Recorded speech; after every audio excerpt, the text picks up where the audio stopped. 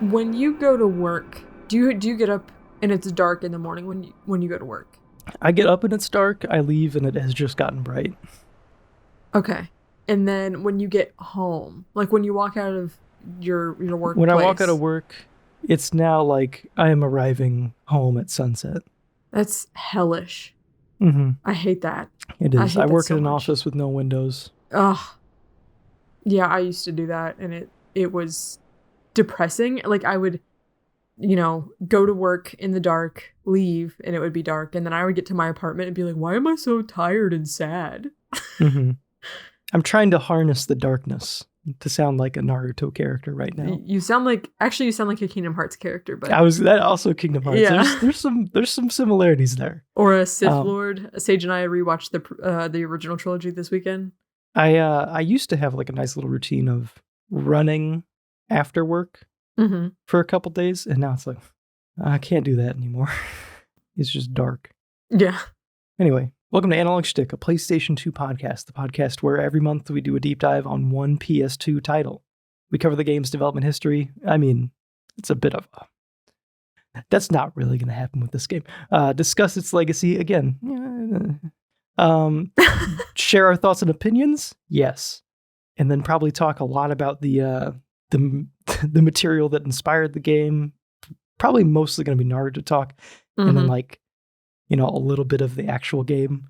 But yeah, we release a new episode on the 2nd of every month. So subscribe or follow if you'd like to stay up to date with the show. Please support the podcast by leaving a review or a rating on whatever platform you like to listen on. You can find us on podcast platforms and YouTube as Analog Schtick. I'm your host, Clayton, joined as always by my sensei, Morgan. Morgan, how are you? Regaining my chakra. I am suffering chakra exhaustion, and I collapsed on the ground and have been in the hospital. Not actually, but in the Naruto universe, that's where I'm at. Very similar to Kakashi. Yes. You just as a whole chronic fatigue. Well, I guess, are you more like Jiraiya because, you do like the writing? I thought you were going to say because you're a horny perv. Because you're a pervert? No. Yeah. I feel like I am a cross between Jiraiya and Tsunade. No Kakashi in there. Well, no, wait. I am a 3-way cross between Jiraiya, Tsunade, and Kakashi. Oh, that sounds like one of those, God damn it, I had never mind. No. A threesome? I was going to say, It sounds like one of Jiraiya's books. No. Yeah. Editor? Me. Make that sound funnier. No, yeah, you're right. Jiraiya has the writing thing. Tsunade has the grouchy lady thing, because I could definitely be like that. Kakashi's chronic fatigue and also obsession with romance novels. Yep. I'm there. Yeah, I see that. I don't know who I am. I'm Clayton. Broccoli. Anyway, yeah, maybe I'm broccoli. I'm a little bit broccoli. Anyway, we'll get into that. Yeah. I have a very extensive, very important questions. It's probably going to be most of the show. Just talking about bullshit. Well, not bullshit. It's related. Anyway, housekeeping. Yeah, continue to write in with questions, comments, or feedback to analogschtickmail@gmail.com or leave a comment on YouTube or Spotify, just like Tristan on Spotify. He writes in, I'm not sure what episode. I forgot to, it's a generic comment. It could be any episode. It applies to all of our episodes. He writes in and says, love the casual and fun banter that you both engage in that skews off the main topic. That's what we're all about. We can't help it. We can't help it. We literally can't stop it. It makes it seem like I'm just chilling with my friends. I'm imagining that one meme of like the dude eating cereal next to like the cardboard cutout of people. The cardboard cut. Yeah. Having a good conversation. Keep up the great work. So, thank you, Tristan Hansen. Welcome related to Chris Hansen, I assume. I was gonna say, don't give their last names. I don't know. Is that allowed? Is this allowed? I don't know. It's not a public forum. I guess they can see the comment, whatever. That's his username. Maybe it's not necessarily his legal name. Maybe he's in witness protection program. Yeah, maybe he just decided. And then we ruined it by reading aloud his Spotify comment. Yeah. Anyway, welcome to the conversation, Tristan. Please don't dox Tristan. Okay. Anyway, yeah. So thank you, Tristan. Send all of your questions, comments, feedback to, any of the forums, analogschtickmail@gmail.com, YouTube or Spotify comments. Spotify comments are now a thing. Avid Spotify listener, didn't know they existed until I started a podcast. I think you've said that before. I probably have. Okay. I've said most things before. We've reached the point of the podcast where we're just repeating things we've already said. That's fair. That's all I got. Any corrections from last episode? I don't know the last time we made a correction. I was going to say. Perfectly factual every episode. Okay. I have a correction. Not old, a way older episode. So I mentioned, I don't remember if this was when we were recording or not. I mentioned that Sage and I watched the original Star Wars trilogy this weekend. And in our Battlefront episode, I think, we were like, oh, Star Wars is best as probably as a TV series. Oh, yeah. I am kind of at a point where I'm like, after, they've been pumping out Star Wars shows like There's No Tomorrow a little bit, I'm kind of like, I kind of miss the spectacle of having to wait a long ass time for a movie to come out. Yeah. And then getting are you okay? No, I don't mean to distract you. Keep going. Fine. I just miss the experience of, the excitement of I'm going to go to a movie theater. I'm going to see this big thing that I've been waiting for a year or 3 years or 7 years or however long. You know what I mean? Mm-hmm. So I don't know. Maybe less is more. I get that. I feel like we could still have that if we just didn't have constant TV shows. Yes. You know what I mean? Yeah. Just slow the rotation down. Yeah, I don't know. I can't keep up with anything anymore. No, I can't. I can't either. I'm not even interested. Yeah, I have to super duper pick and choose. Is this worth my time to engage with, or would I rather be doing something else? I have to think long and hard about it, and then I go spend time on my hobbies. Yeah, and it's not because if I was a kid, had more free time and loved Star Wars, be like a pig in shit, I assume. Yeah. Unless it's all bad, I'm not sure. I know some people think it's bad, but I think some people like it. Yeah. Drew Gooden put out a video where he was like, don't we have enough Star Wars now? Or something like that. I kind of get what people, I know a lot of people, I listen to a lot of podcasts where people have a very similar viewpoint, and I kind of get it. But at the same time, it's I don't know. I don't have to engage with it as it comes out. That's true. Yeah, I'm more concerned if the quality is dipping, I guess, than yeah. Because I'm not someone who really cares about watching it as it comes out unless I'm caught up. If I get behind, I don't go online to talk about most things. You don't want to be part of the conversation? That's what everyone says. Be part of the conversation. No. Your fucking face convulsed while you were saying that. Just, I know. That was on purpose. I was showing my disgust. Yeah, I don't really care. I don't want to be part of any conversation. No. Don't talk to me. Except PlayStation 2 games. Except 20-year-old games. Don't talk to me unless it's decades old. That's how behind we are. We're talking about 20-year-old PlayStation 2 games. Literally. Oh my god, you guys are playing... What are you guys playing? Baldur's Gate 3? I'm still on Naruto Uzumaki Chronicles. How much time do you guys have? Yeah, that's... corrections? That was the first correction we've had in months. Mm-hmm. So yeah, thanks for that. I don't even know what the correction was anymore. Anyway, let's move into our beloved random bullshit segment. This time it's actually semi-related to what we discuss on this podcast. I want to talk about PCSX2. It's hard to say. It is a little hard to say. All those letters are a little similar. Mm-hmm. PCSX2, the PlayStation 2 emulator. I have not messed around with this at all. Morgan's played most of her games through. No, I haven't. Okay. Okay. I lied. I thought you had. I thought it was you've played 2 games? No. Air quotes. I haven't emulated any. I have legally obtained copies. Oh yeah. Of every game. Yes. That's correct. 2 games. So I'm going to talk about a hypothetical emulator that may exist in the future and would maybe not be legal. that I have not played, but I'm going to imagine what it's like to play on. And I'm going to call it PCSX2. I don't know if that exists. I'm not sure. I'm ignorant on the subject. But let's just say that I've downloaded this and I've started using it and I've had a great time. It's like a fantastic program. Yes. Like, I expected it to be because I never really have messed around with like a lot of like emulation stuff. I'm like such a fucking freak over here. I'm just this giant neckbeard who has like a humongous like CRT and like all these like real consoles because I have to play it through the real console. Like that's the only way to play it. Mm-hmm. And I would never, God forbid, touch emulation because input lag. I'm a pro enough gamer to notice input lag, of course. Right. Yeah, this is my first experience with it, and it was fantastic, honestly. Like the whole like user interface and like how it like sorts all the games and like how they run. It was like super painless to set up.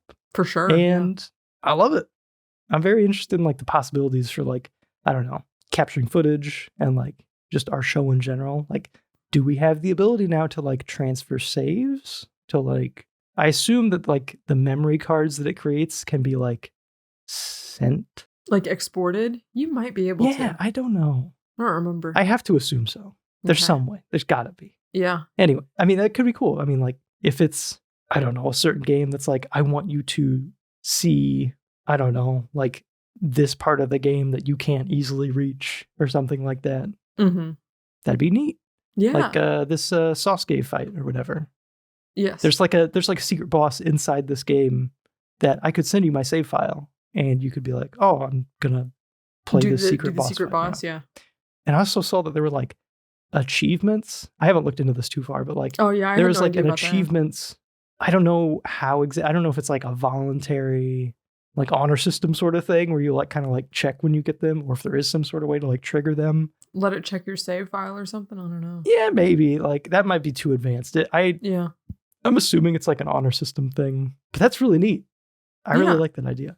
Having like a social place to like see other people's progress in games and stuff like that. Share it with friends, like on Xbox, kind of. Yeah. I genuinely love achievements on like, I don't play my PlayStation 5 enough, but in the PlayStation ecosystem, I really enjoy like achievement hunting or trophy hunting, I guess, like platinum trophies and stuff. So having like a fan run version of that for retro games is just really cool. And I'll probably look into it more eventually, but I just kind of saw enough to know that it exists because there was like a little achievements tab in one of the drop downs. But yeah, it's really cool. Also, save states, fucking game changer for a lot of these old games because while I have the tolerance for difficult things, I really don't have the tolerance for like bullshit. A poorly paced saving mechanic, I guess. Like, I don't know if it comes from technical limitations of this era necessarily, or just like kind of older standards. I don't know.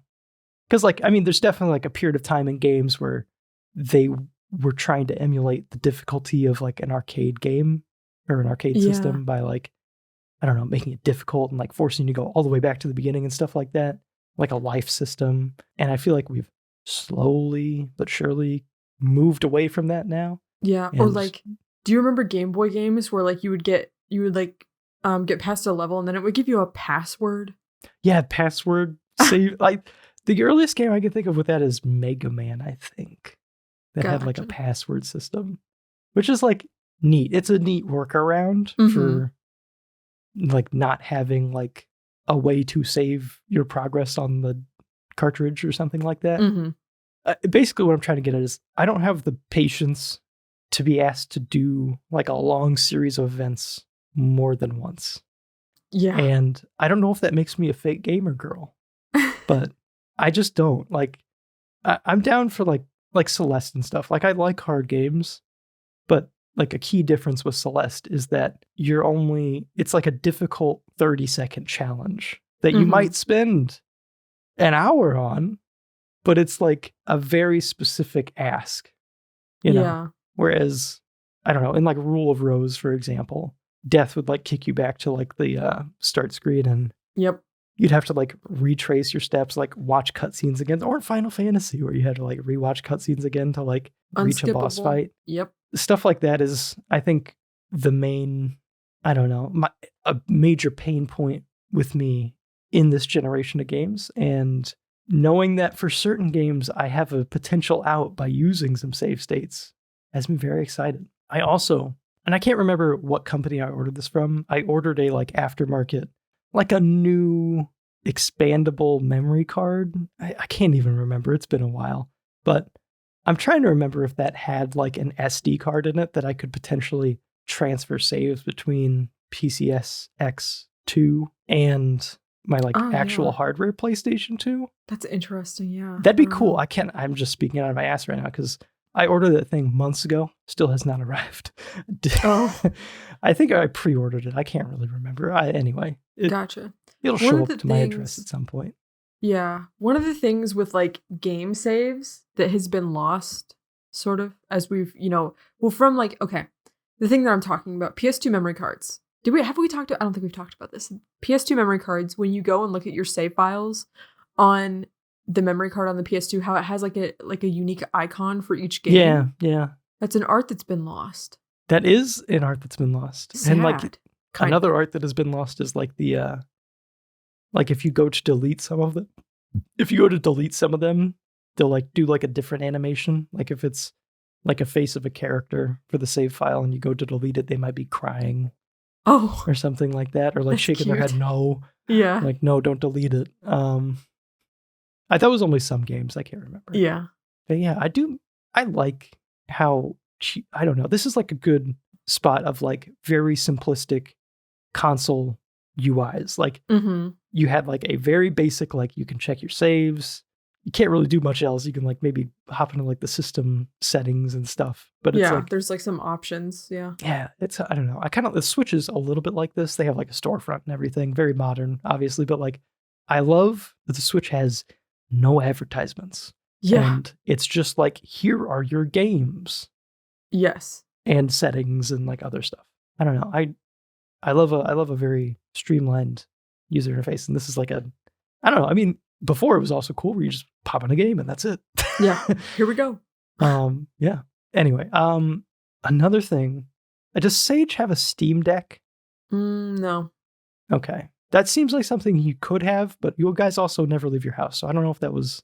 Yeah, it's not really necessary. I know, but hey. What are you going to do? Play it on the train to work? Like, I mean. Yeah. No. Yeah. I was very curious about like the potential of like this hypothetical emulator that may or may not exist and I may or may not have been using and playing that on the Steam Deck. I think people do that. That sounds really cool. I mean, you basically have a portable PlayStation 2 at that point. That's really cool. Oh man, when I was like a 10-year-old kid, if you would have gave me that for like a road trip, I would have been in heaven. Pig and shit. I mean, that's insanity. Like, we were playing little pixelated Pokemon on our Game Boys. And getting car sick. I didn't get car sick. Oh, I did. That was just you. Yeah. Claire also gets car sick, I think. I don't know. Well, like if I try to like read, like if I'm not like looking out the windows, I'll start to feel sick after a while. That's funny. I've joked a couple times now that I want to try to play the Quest 2, like a racing game, while I'm in the passenger seat of a car. Yeah. I don't know what would happen to me. I assume that would just fuck with you so much that you'd just like instantly throw up. Like trying to drive in like a virtual environment while you're in a car moving. Yeah. Like give me the whole steering wheel setup and everything, but in the passenger seat. And like you're not moving the way you think you should be. I wonder how like fast the motion sickness would set in. And I imagine it would be very intense. Yeah. I've busted out the Quest 2 recently again. And I don't know, like we were talking about VR at work and I'm like, oh, I should play this thing again. This thing that I put away because it has. Yeah, it's fun. I started playing table tennis. There's like a table tennis game. And it's like, it's very like quaint.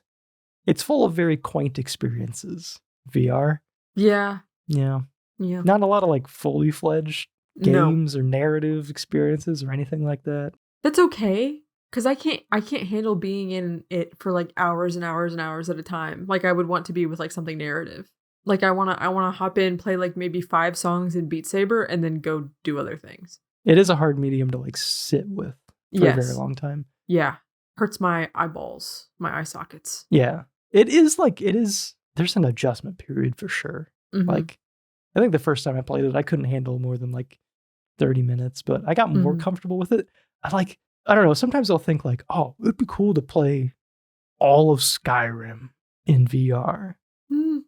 And then you start Skyrim and you're like, this is really cool. And then you know, can barely make it past the tutorial and you're like, all right, I got to take a break. Yeah. It's neat, but I don't know. I guess VR might not be like the medium to experience an RPG or something. Yeah, for me, the Wii wasn't it because I'm a lazy ass and I like to sit on the couch when I play games. I don't want to have to swing my arms all over the place all the time. I kind of like that. I don't know. Swinging your arms around? I do like the physicality of like VR games. Like, I do again for short periods of time. If it's like a game like, you know, like Zelda, Skyward Sword for the Wii. I would get kind of tired of having to swing my arm around for combat constantly, but you know. Yeah. Like I said, I'm lazy though. Like yeah, I don't know. I really want you to try Resident Evil 4 in VR. Not for the scare factor. I don't think necessarily. I like it very much. It's just like, I think it's, okay, I haven't played Half-Life Alyx, and a lot of VR games, yeah. But it's the best VR game that I've played. Okay. It's like I don't know. It makes me really excited about the potential of adapting other, like, older games just to VR. It's like, oh, remember this fucking Neopets and the Darkest Fairy? It's in VR. That was incredibly on purpose. Yeah. For you to bring up that one. But I mean, like, how cool would it be to, like... I would love that. Something from your childhood. Now it's like, okay, now I'm seeing it from, like, first-person perspective. Actually, I think Sly Cooper would make me throw up. Yeah, too much jumping. Probably. I don't know how some of that would work. I feel like it would have to be... I feel like shooters... I don't know if you could do a platformer in VR. No. But, like, shooting you can do, because you can pick up a controller, point it, and aim it. It's a good game. Yeah. I want you to try it. Anyway, what were we talking about? Naruto. All right. Just a little background information on Naruto Uzumaki Chronicles before we get started. The game was released in North America for the PlayStation 2 in November of 2006, possibly August. Literally every place I looked had a different date. That's not a joke. Oh my God. Like sometimes it varied like slightly by like 2 days. And then sometimes it was like in a completely different month. I saw mostly November. I think it's November. I can't remember what said August. I think Wikipedia said August, and that made me worried. But then like Metacritic had it listed as November. I'm like, okay. And then I think like the fan wiki page for Naruto, for Uzumaki Chronicles had it listed as November. So I'm like, okay, it's probably November. And that's kind of important for when we discuss like the version differences and like where the anime was, but I'm going to go with November. But yeah, and it was received softly by critics at the time, currently sitting at a 62 on Metacritic. The game was developed by Japanese dev studios Raishin? Raction? I don't know. And Kaviya. I don't know. I don't know. Never heard of them. Japanese game dev studios, though. I believe they're both defunct now. And published by Bandai Namco.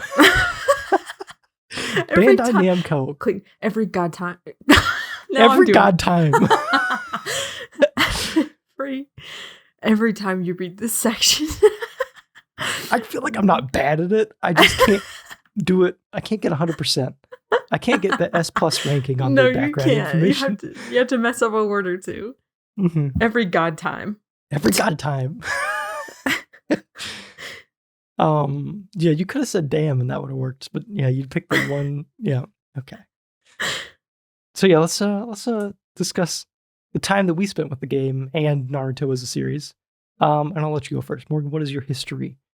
I assume none with this game. No. But with Naruto as a series. With Naruto as a series, let me see. Okay. Back when Toonami was a thing on Cartoon Network, I believe there was like when I was how old was I? It's pretty young. I would say younger than 10, slightly younger than 10, probably. They had an all-day marathon for Naruto. It was like a Toonami, I think, takeover of the channel. And I watched, I think, up until the moment in the Zabuza Haku arc where you think Sasuke is like dead and Naruto starts freaking out. No. I didn't quite make it through the tuning exams. Maybe. Then my freshman year of college, I was dating Sage at the time, and I started watching it like highly like cropped episodes of it on YouTube. Where they had to like do all this like goofy stuff to it to keep the copyright detection from picking up on it. With Sage? No, I was in my dorm room on my iPhone. By yourself, okay. Yeah, watching Naruto. Well, because I knew that Sage liked it so much. And I was like, well, if he cares about it, then like I want to get involved, you know? But I want to get involved in the worst way possible. Yes. In the cheapest, worst way possible. There are cheaper, better ways, but yeah, okay. I'm sure.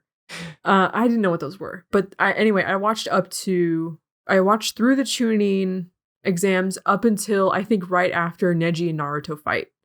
And then I kind of dropped off. Yeah. And then again, as an adult, married, Sage and I watched through the entirety of Naruto, all of like the canon stuff. Like we watched some filler stuff, and I watched a decent amount of filler based on your recommendation. But yeah, I've seen all of canon Naruto, and I am close-ish to the end of Shippuden as well. Okay. So I've been around. Is it Boruto after Shippuden? Yes. Okay. Yeah. Is there multiple Boruto series? I don't think so. Is it just Boruto? Okay. I think it's just the one. It's like Boruto Next Generation or something like that. Yeah, right? something like that. Okay. A lot of people don't like Boruto, though. I've heard it has its moments, though. I mean, like... Yeah. I don't know. I mean, I'm going to figure it out for myself, honestly, once I get there. As you should. I don't know. I'm interested, though. I don't know if I want... So I'm currently, to get into like my side of things, I'm currently in the manga, and I am at the beginning of Shippuden. I'm at the first arc of Shippuden. I did start watching it again because I got so into Naruto for this episode. And I'm trying to decide if I want this to be a series that I experience first through the anime or first through the manga. I can't really decide because I'm kind of doing the same thing with One Piece right now, where I'm watching the anime after I read the manga. So I get like, and I kind of like the manga more. So it's like, I feel like it makes sense to do it that way. But I'm not sure how I come down on Naruto. I think I might like the anime more than the manga. I like the manga for how fucking fast I can blaze through it. It's hard. Yeah. But why do you like the anime more then? I think I like the fights. Just, I don't know. I'll see. I haven't got to the Chunin exams in the manga yet. I think my point of comparison will be the Rock Lee and Gaara fight. Yeah. I'm like, okay, this will be like where I decide, I'll look at this to see how they handle the fight in the manga versus the anime. It's hard to tell. Maybe I would like it still. I'm not sure. Sometimes I feel like when I'm reading manga or like even a comic and there's like an action sequence, I quickly like lose track of like what is supposed to be what. Like if like visually, if it's not clear enough from panel to panel, I don't know. I don't know if that makes sense. I mean, I gotta be honest, like going through the prologue arc of Naruto, is there a better name for that than prologue arc? What is? No, I don't think so. I mean, whatever. The Water Village? I don't remember. Something like that. The Zabuza arc. Yeah. I did get bored of like the fighting part. And to be fair, I got bored of the fighting part in the anime for that arc as well. Yeah, the pacing in the OG Naruto anime, they kind of fixed it in Shippuden. I don't know. Shippuden still has some points though where I'm like, can we go? Can we just go forward? Yes. The best part about manga is like an episode of fighting doesn't take 20 minutes to get through. That's true. Yeah. Which is cool because I don't feel like I need to spend 20 minutes on it. So yeah. I mean, like, you know, I don't know, like a 10-second sequence of getting everyone's reaction to something is now a one panel page where you can right, like, instead of like freeze frame, everyone's face has to like pop around the screen. Yeah. So that's a benefit. Also, one of the things I find really funny about anime is, especially when the show is like lifted from a manga. So in a manga, right, because of the medium, it makes sense. Because like I used to be one of those assholes who would watch manga and be like, why is the evil dude explaining how all of his powers work? Isn't he just giving all that information away and like revealing his like weaknesses? And then I was like, oh duh, it's because in the like in the manga, you can't always like show in, in an appropriate level of detail, maybe like the intricacies and like the mechanics of how their abilities work. Right. So then, yeah, they have to sit there and explain it so that the reader can be like, oh, this is how the situation is going to go, Mm-hmm. But again, like when you translate that from a manga to an anime, then why not just let the visuals speak for themselves? I don't know. I don't understand. Yeah. You know what I'm saying? It is like surprising how 1-to-1 most of the translations from manga to anime become. Like, Yeah. because I'm watching and reading One Piece like very close to each other, I definitely notice it where it's like, this is like the manga is the storyboard for this entire Yes. thing. Like, exactly. Like, Yeah. we're hitting all the same points. They're using the exact same, like, I don't know, English translation, I guess, of the Mm-hmm. manga. But it's like, I don't know. Part of me is like, I guess that's what they set out to do. They're like, we're making a visual, like an animated adaptation of this visual, like this manga. So it's like, Yeah. that's fair. It's what you're going Mm-hmm. for. I think that's probably what most fans want as well. But at the same Yeah. time, I think it would be cool to have them be separate things almost completely. I don't know, if you get like a good enough group of people to adapt the manga to anime, maybe let them make their own decisions about like how dialogue goes down between these two people, and I Mm-hmm. don't know, just like how stuff is shown. Yeah. I will say, I think an example, I don't know. I don't remember if I don't know if I'll have all this correct, but so Full Metal Alchemist. There is the Full Metal Alchemist original animated series, and then there's Full Metal Alchemist Brotherhood. And I think the original Full Metal Alchemist anime came out and was like finished before the manga series itself was able to finish. And in the original anime series, they fucked up the ending so bad. It was Okay. hot garbage and everyone hated it. It's my understanding. And like Brotherhood has like I think a higher quality of animation and also fixes those mistakes and stays more faithful to like the direction the manga was going. Mm-hmm. So that could be a double-edged sword where it's like, yeah, maybe we could make it better, but also what if you just entirely fuck the whole thing up? Mm-hmm. I don't know. Yeah, it's a Game of Thrones situation, I guess. Yeah. It's kind of like you have to pick and choose how you want to experience both, or any given anime slash manga, because there's not too much of a benefit from doing both, is what I'm finding. Other Yeah. than just like getting to experience it again, slightly different this time. Mm-hmm. I don't know, but yeah. Anyway, as far as my history with the game, which is what this I think was supposed to be, or with the series, I started Naruto, or yeah, the original run of Naruto, based on your recommendation Ha.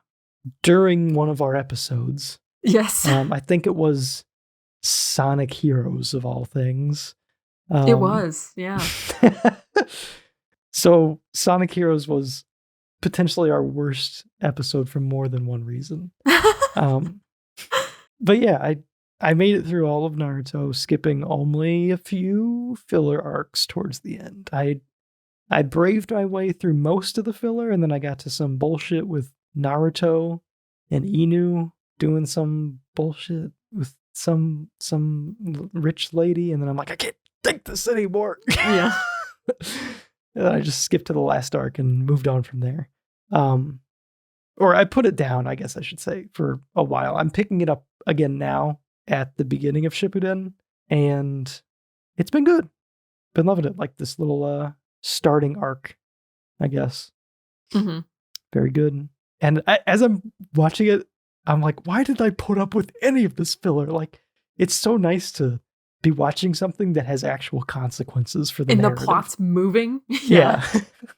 Like, there's some merit to like the original Naruto filler, I think, as far as like, it is kind of like a comfy, cozy Saturday morning cartoon. Yeah. Because it's like I heard someone say like villain of the week, which I think is a way that people describe most cartoons. I don't know. But it's like a villain of the week thing where it's like, oh, he's, new arc. We have this problem, go fix it. Yeah, and it's like not super consequential, which is a little lame, but at the same time, it's like, it was kind of fun. I don't know. Yeah. It was very formulaic. Yeah. Where are you at in Shippuden? Like, what's the last thing Episode you remember 12. happening? Episode 12. I don't remember what that is. Kankuro just got healed Okay. By Sakura.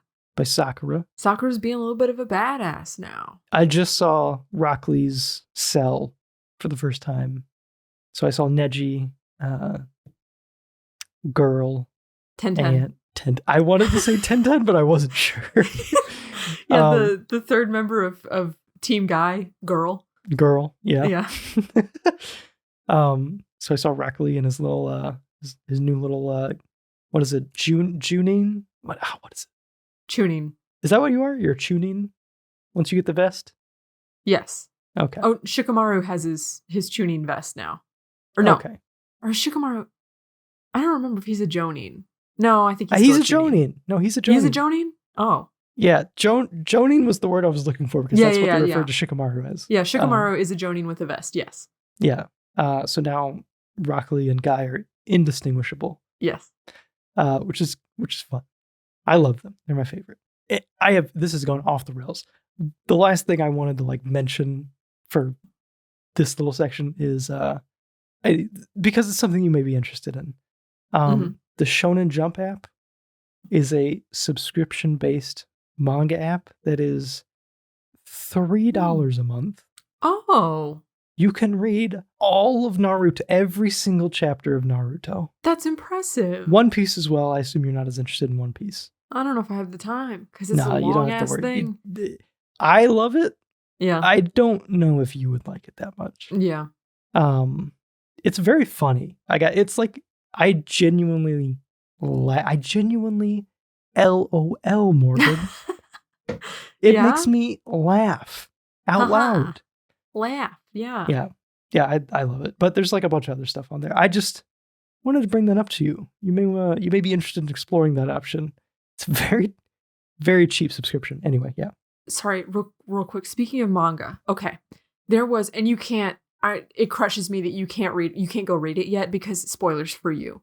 Not allowed. But so they had a Kishimoto, the creator of Naruto, had like this poll, like top characters of Naruto, like where the entire like fan base could go and vote, and like out of like all of like the massive long list of Naruto characters, and they came up with like, you know, the ones who like placed the highest, and the character who got first place, he said that he would make a special manga for that character, and a specific character won. And so he released the manga, and I read through it because it was free online. Somehow I found it. And it was so good. It was so good, but you can't read it yet. Well, I'm excited to read a manga about a person. Yeah, that you don't know about yet. Yeah, that sounds cool. But, I didn't realize how like stupid that sounds. For those who know, if anyone knows, you know. I guess that's true. Yeah. And if you don't know, you don't know. And if you don't know, you don't know. Yeah. Mm-hmm. And if you do know, don't fucking put spoilers in the comments. I will be so mad. I have to read those. So if you put any spoilers in there. Don't do that. I gotta say, on the note of like spoilers and stuff, so I think we've discussed this on the episode. I don't interact with any fan base at all. Like, I don't like my media consumption is pretty exclusively news based, not like world news, video game news. Yeah. So like video game news, people covering very topical aspects of gaming, not necessarily like a specific fan anything. That's like pretty much the entirety of it. Other than that, I'm consuming the content and then that's it. Like I don't go online, don't do any of that. And I'm reminded why I don't, because I had to Google a lot of Naruto related things for this episode. And god damn it, did I get spoiled on a lot of shit. No. Like a lot of shit. Like I don't even know if I want to say it. Oh. Can you say it, and then what if I don't react, and also if you cut it out? I also don't want to say it because part of me wants to purge it from my brain, and I don't want your reactions to any of these things. I wonder what it was. Well, now I need to know.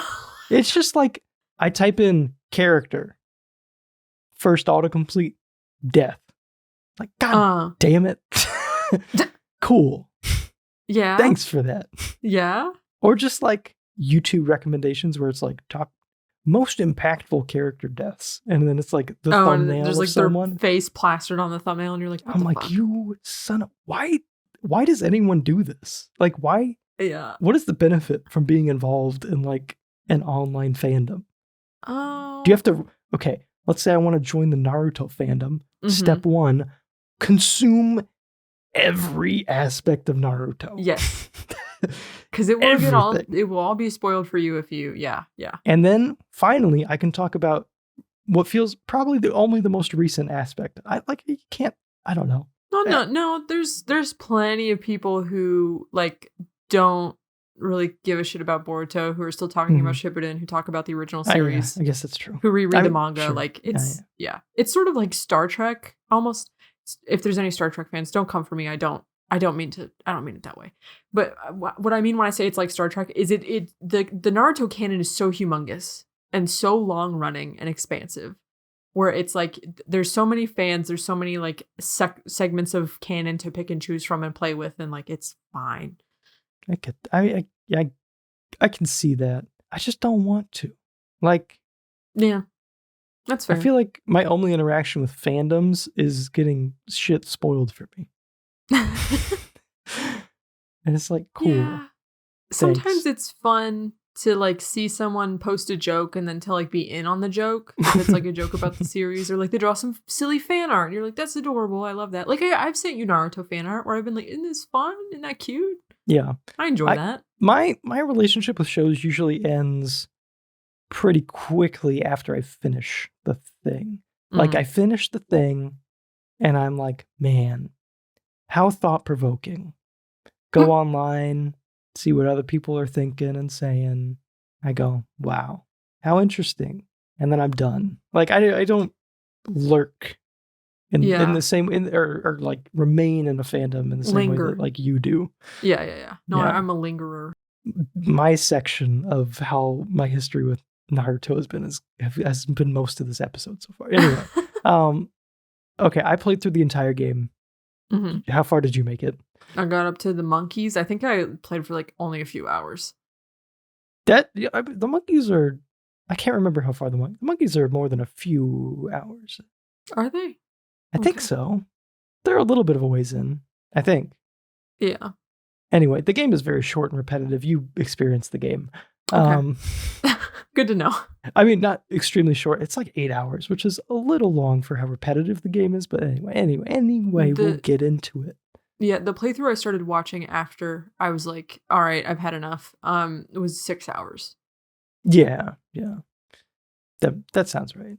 Okay. Very important questions. We already kind of dipped into some of these. We did. I'll leave this one to be pretty quick. Okay. Anime or manga? Manga, my voice cracked, so I'm going to say that again. Anime or manga? Sorry, god damn it. How did that happen again? Anyway, yeah, you can only save one. What? You can only save one. Shit. Anime, I guess. I don't know. Like, I haven't read the manga. I read that one manga and I loved it, but whatever. I'm going to say manga personally, just generally speaking. Okay. Not to even the odds, not to bring balance to the universe, nothing like that. I think I might genuinely say manga. Okay. I mean, I like it. I like little comic books to read before bed. You know what I mean? I do I got a nice, beautiful routine. I read the manga before bed. I have a nice little reading time before bed. And I wake up while I'm eating my breakfast. Anime. Got my little morning cartoon. Yeah. As a 25-year-old bald man. Anyway, dub or sub? I feel like we're going to bring balance to the universe yet again with this. Yeah, I think, okay. I'm going to say, for the most part, sub. Okay, never mind. I was going to say sub too. Oh, okay. It really comes down to a couple things. If there's a good dub, Persona 5, beautiful example, amazing dub. Yeah. Like phenomenal voice actors for the dub version. Like not cringy at all. I think that's what it comes down to, is there's a lot of cringe once you start to hear the words in your own language. Because some of the writing seems more impactful when it's being spoken with a Japanese voice that you can't understand, and you're just reading. Yeah. You're just reading it. The reason why I say sub for most cases. Now, I'm not saying that dub voice actors aren't talented. I love the Naruto dub cast. I enjoy them. I enjoy listening to them and stuff. But for sub, it's like, okay, when you are dubbing something, you are limited on how you can translate the lines based on the animation that like already exists. Whereas like with the sub, you can provide a more direct translation that tries to, it has a better ability to capture the original intent of the like original language, like the language it's written in. So I feel like how you were saying, like in the dub, Sasuke is an asshole. And in the sub, maybe he sounds like a little bit less of an asshole because his lines they just come off different. He didn't feel like as much of an asshole to me. Like in the sub? In the sub, I feel he felt more determined or something. And maybe that's just because I can't really parse out his inflection because it's in a different language. I don't know. It's like I can't tell what words he's hitting on. Yeah, I don't know. Yeah. He doesn't say loser as much, I don't think. Yeah, that's kind of what I mean. And like, yeah. So that's why I say sub. I'm going to say sub as well. But part 2 to this question. Sub or fan sub? I'm going to say sub. Official sub, yeah. Yeah, well, specifically because the Sungwon, the Sungwon Wu, Sungwing Wong, Sung Ping Sungwon. Yeah. Sungwon, right? Sungwon Wee. I'm trying to say his fucking how people pronounce my name video back. Oh yeah. But yeah, his like fan sub versus official sub, I thought was so funny. It made me want to find a fan sub of Naruto because it sounded awesome. Right. Fuck you, Sasuke. Fuck you, Sasuke. You're coming back to the fucking village with me over my fucking dead body or like whatever. It was like, because you are my nakama. Yeah. And like the asterisk nakama means friend. I like that. Yes. I like the energy there. Yes. It's very passionate. Mm-hmm. There is a lot of passion and like, yeah, I get it. All right. Getting into some toughies here. Okay. Filler or no filler? Oh, God. That's a hard one. So, straight up, my 2 or 3 favorite episodes. One of my favorite episodes, I have 3 all-time favorite episodes. One of them, I'm not certain if it's filler or not, but the other 2 definitely are. And my favorite is filler is fucking hilarious. Is it the lips one still? The lips one? Kakashi's face? No. That's one of them. Kakashi's face is one of them. The other one is in Shippuden. It's a ways into Shippuden. Okay. Yeah. Yeah. So you're gonna say filler. I mean, I'm gonna say I'm pro filler. Well, because if I don't want to watch a filler episode, I can just skip it. But then if there was no filler, then I would be missing out on the filler that I do like. Morgan, you don't understand how very important questions work. You can only save one. What the fuck? Wait. So does filler get rid of the canon episodes? No. It doesn't? No, that'd be funny. Do you want the shit episodes or the good episodes? Only filler Naruto, no context, balls to the wall, let's go. Would you want to watch no filler Naruto? Oh, God. Or, as it is now, canon and filler? And like I can't skip the filler. Can't skip the filler. Then no it's filler. It's like a Clockwork Orange situation. You're locked in that chair, eyes wide open. No filler. There's too much bad filler to weigh out the good filler. There is. I'm going to agree with you and say no filler. Okay. Which is kind of like why I'm torn between the manga, because it's like the manga is obviously no filler. No filler, yeah. And I kind of like that. But at the same time, there are good filler episodes, good filler arcs. And a lot of bad filler arcs, anyway. Yeah. All right, more fun ones. Taijutsu or ninjutsu? That's fucking hard. When I am watching a fight, it's Okay, every big fight in Naruto is like a football game to me. I turn into a football bro when I'm watching Naruto fights where I'm like jumping off the couch, I'm yelling at the TV. I'm like, "Get him!" Like I'm like into it. I'm imagining you with like a headband, just like really... Yeah. Yes. And I go way more crazy if it's like a taijutsu sort of if the fight has like a lot of taijutsu in it is when I am like at my most manic. Mm-hmm. Mm-hmm. God damn it, I would agree with you again. Yeah. I'm with taijutsu. It's mainly Rock Lee. This is mainly a Rock Lee thing. Yes. And I think in my opinion, is the best fight in the whole series has a bunch of like taijutsu in it. And that's like what I like about them. This is the Shippuden. Just like No. My favorite fight of the whole series? Yeah. My favorite fight's from Shippuden. Okay.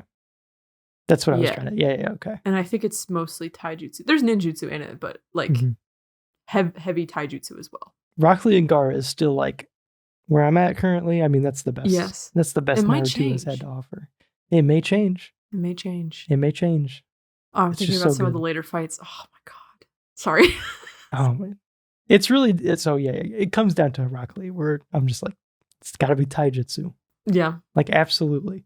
I don't know. I love it. I love just, Rock Lee's out there just raw dogging this whole thing. He's like, I got no special abilities.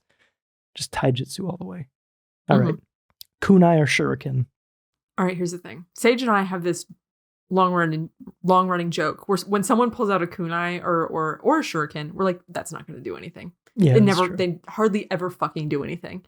You're throwing kunai, you're throwing shuriken, they miss, or they hit a clone or a log or something. Yeah. And they don't do shit. But my answer of the last question feeds into this question because melee fights with kunai, hottest fucking thing ever. Love that shit. Yeah. I like just looking at these two throwable weapons, Yes. I like the intentionality of the kunai. Yes. You're throwing it one direction. Shuriken, you're just honking that piece of shit, hoping it hits something. Are you really even aiming at anything at that point? I don't know. You're probably throwing like 10 at once or something. You're just throwing them out there like a freaking frisbee. Correct. Kunai, just dead. Precise. I appreciate it has a that. precision to it. Yeah.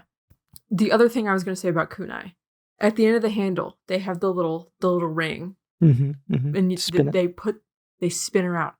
Love that. It's cool. I love that. That is more satisfying to me, and like the twirling it, more satisfying than the shuriken for sure. Yeah, I think so. I love a weapon that knows what it wants, and that's the kunai. To stab. Yeah, it wants to stab. It wants to go that direction. It's cool. All right. Which team member are you? No. The serious one? Serious and edgy one? The idiot goofball? Or the girl? I think I'm the serious and edgy one. I thought you were going to say the girl. I'm sorry. Well, they don't get to do anything. I know. It's true. I mean, I'm all three, but like, I would probably be the serious, edgy one. I don't know. I would have loved to have a It's like a little. It's only a little annoying that all the teams follow this exact composition, basically. It would have been cool. I think it would have been cool to have like an all-girl ninja cell of kids, little kid ninja cell. Yes, that'd be kind of neat. I don't know. I feel like there's. I mean, it's the female characters in this are definitely lacking. Yeah. I was going to say, let the women literally do anything. Literally anything, please. Yeah. Not the best. Anyway, me, idiot goofball. I mean, yeah. That's how it's got to be. Idiot. No, I'm kidding. Idiot. I'm like Rock Lee. Rock Lee, idiot goofball, of course. Yeah. Guy, idiot goofball. Idiot goofball. Yep. Kakashi.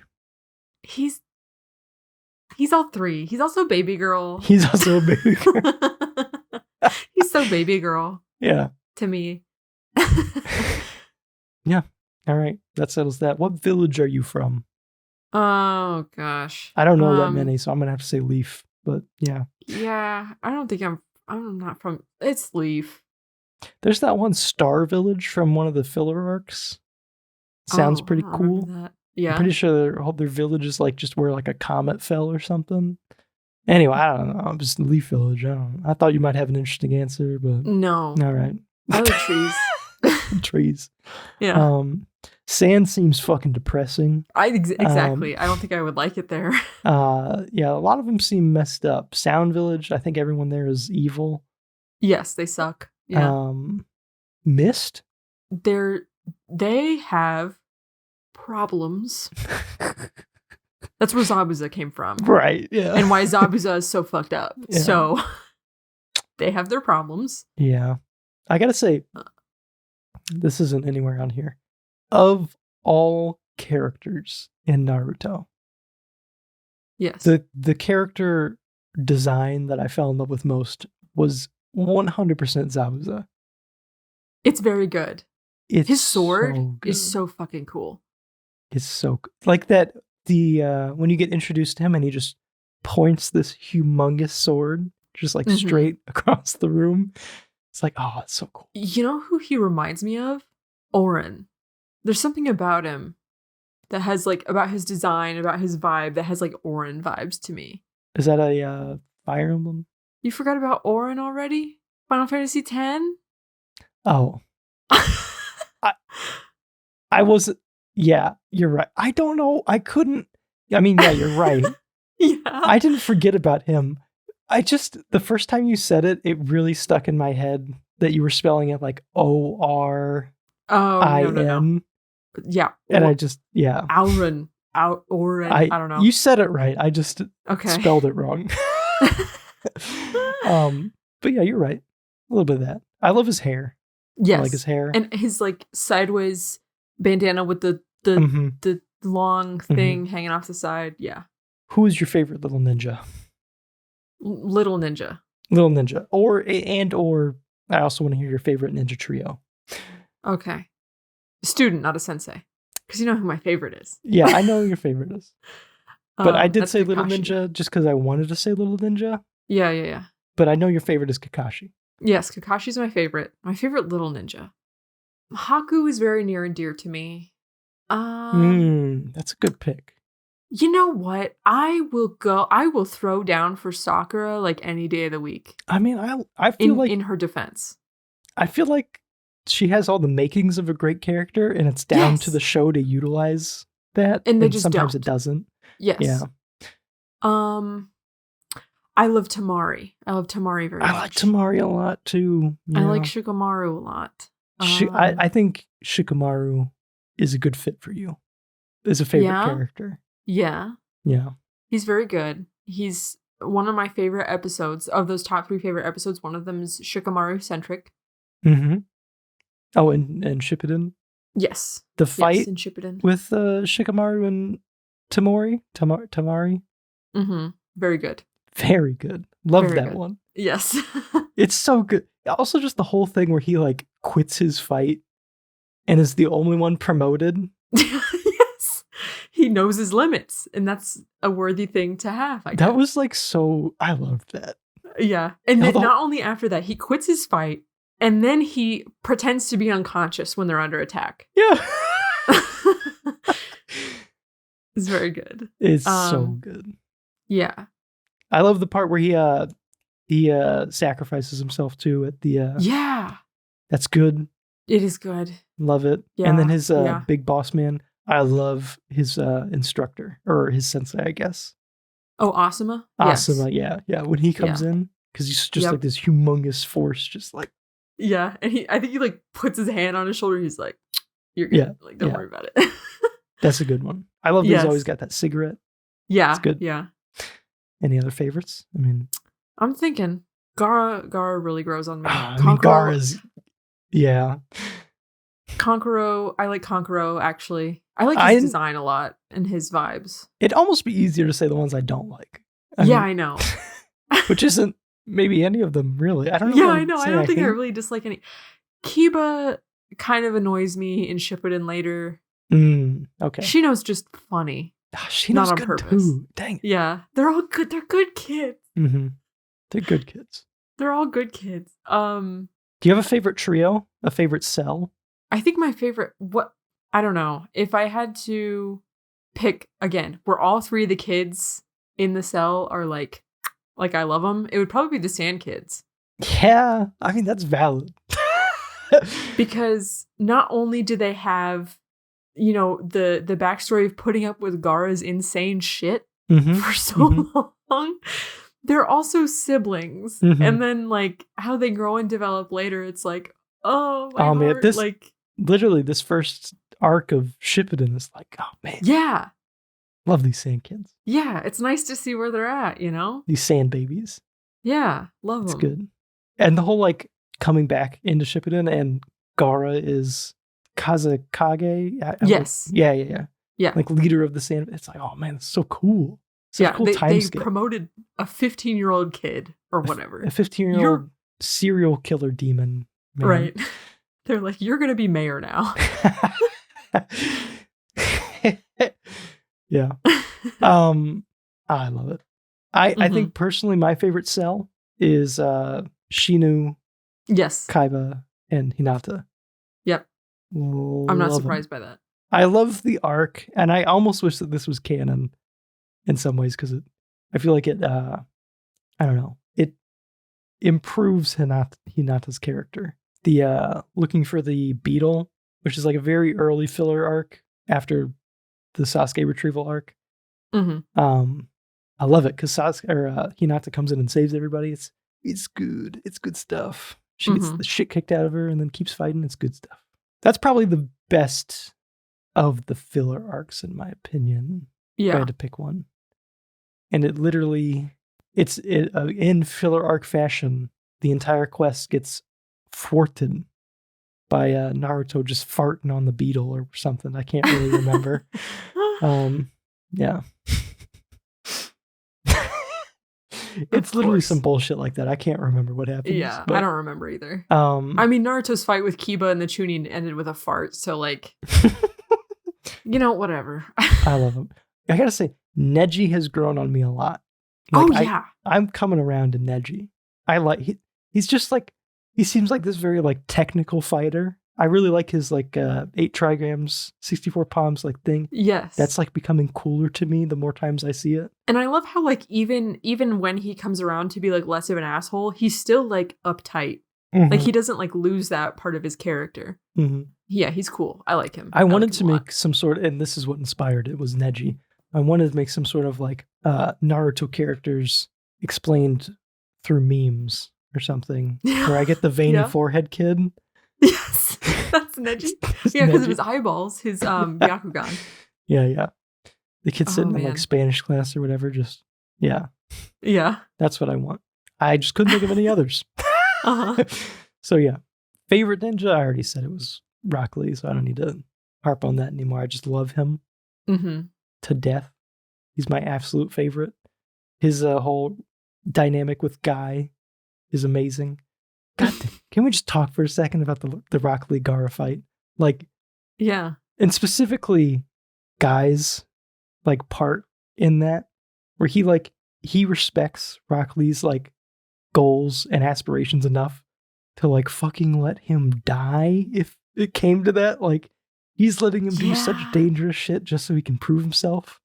That's like, oh man, I love it. I love their like father-son dynamic, but I was so going to say, it's, well, also in the Chunin, when Rock Lee gets like crushed, doesn't he intervene and they're like, you can't do that?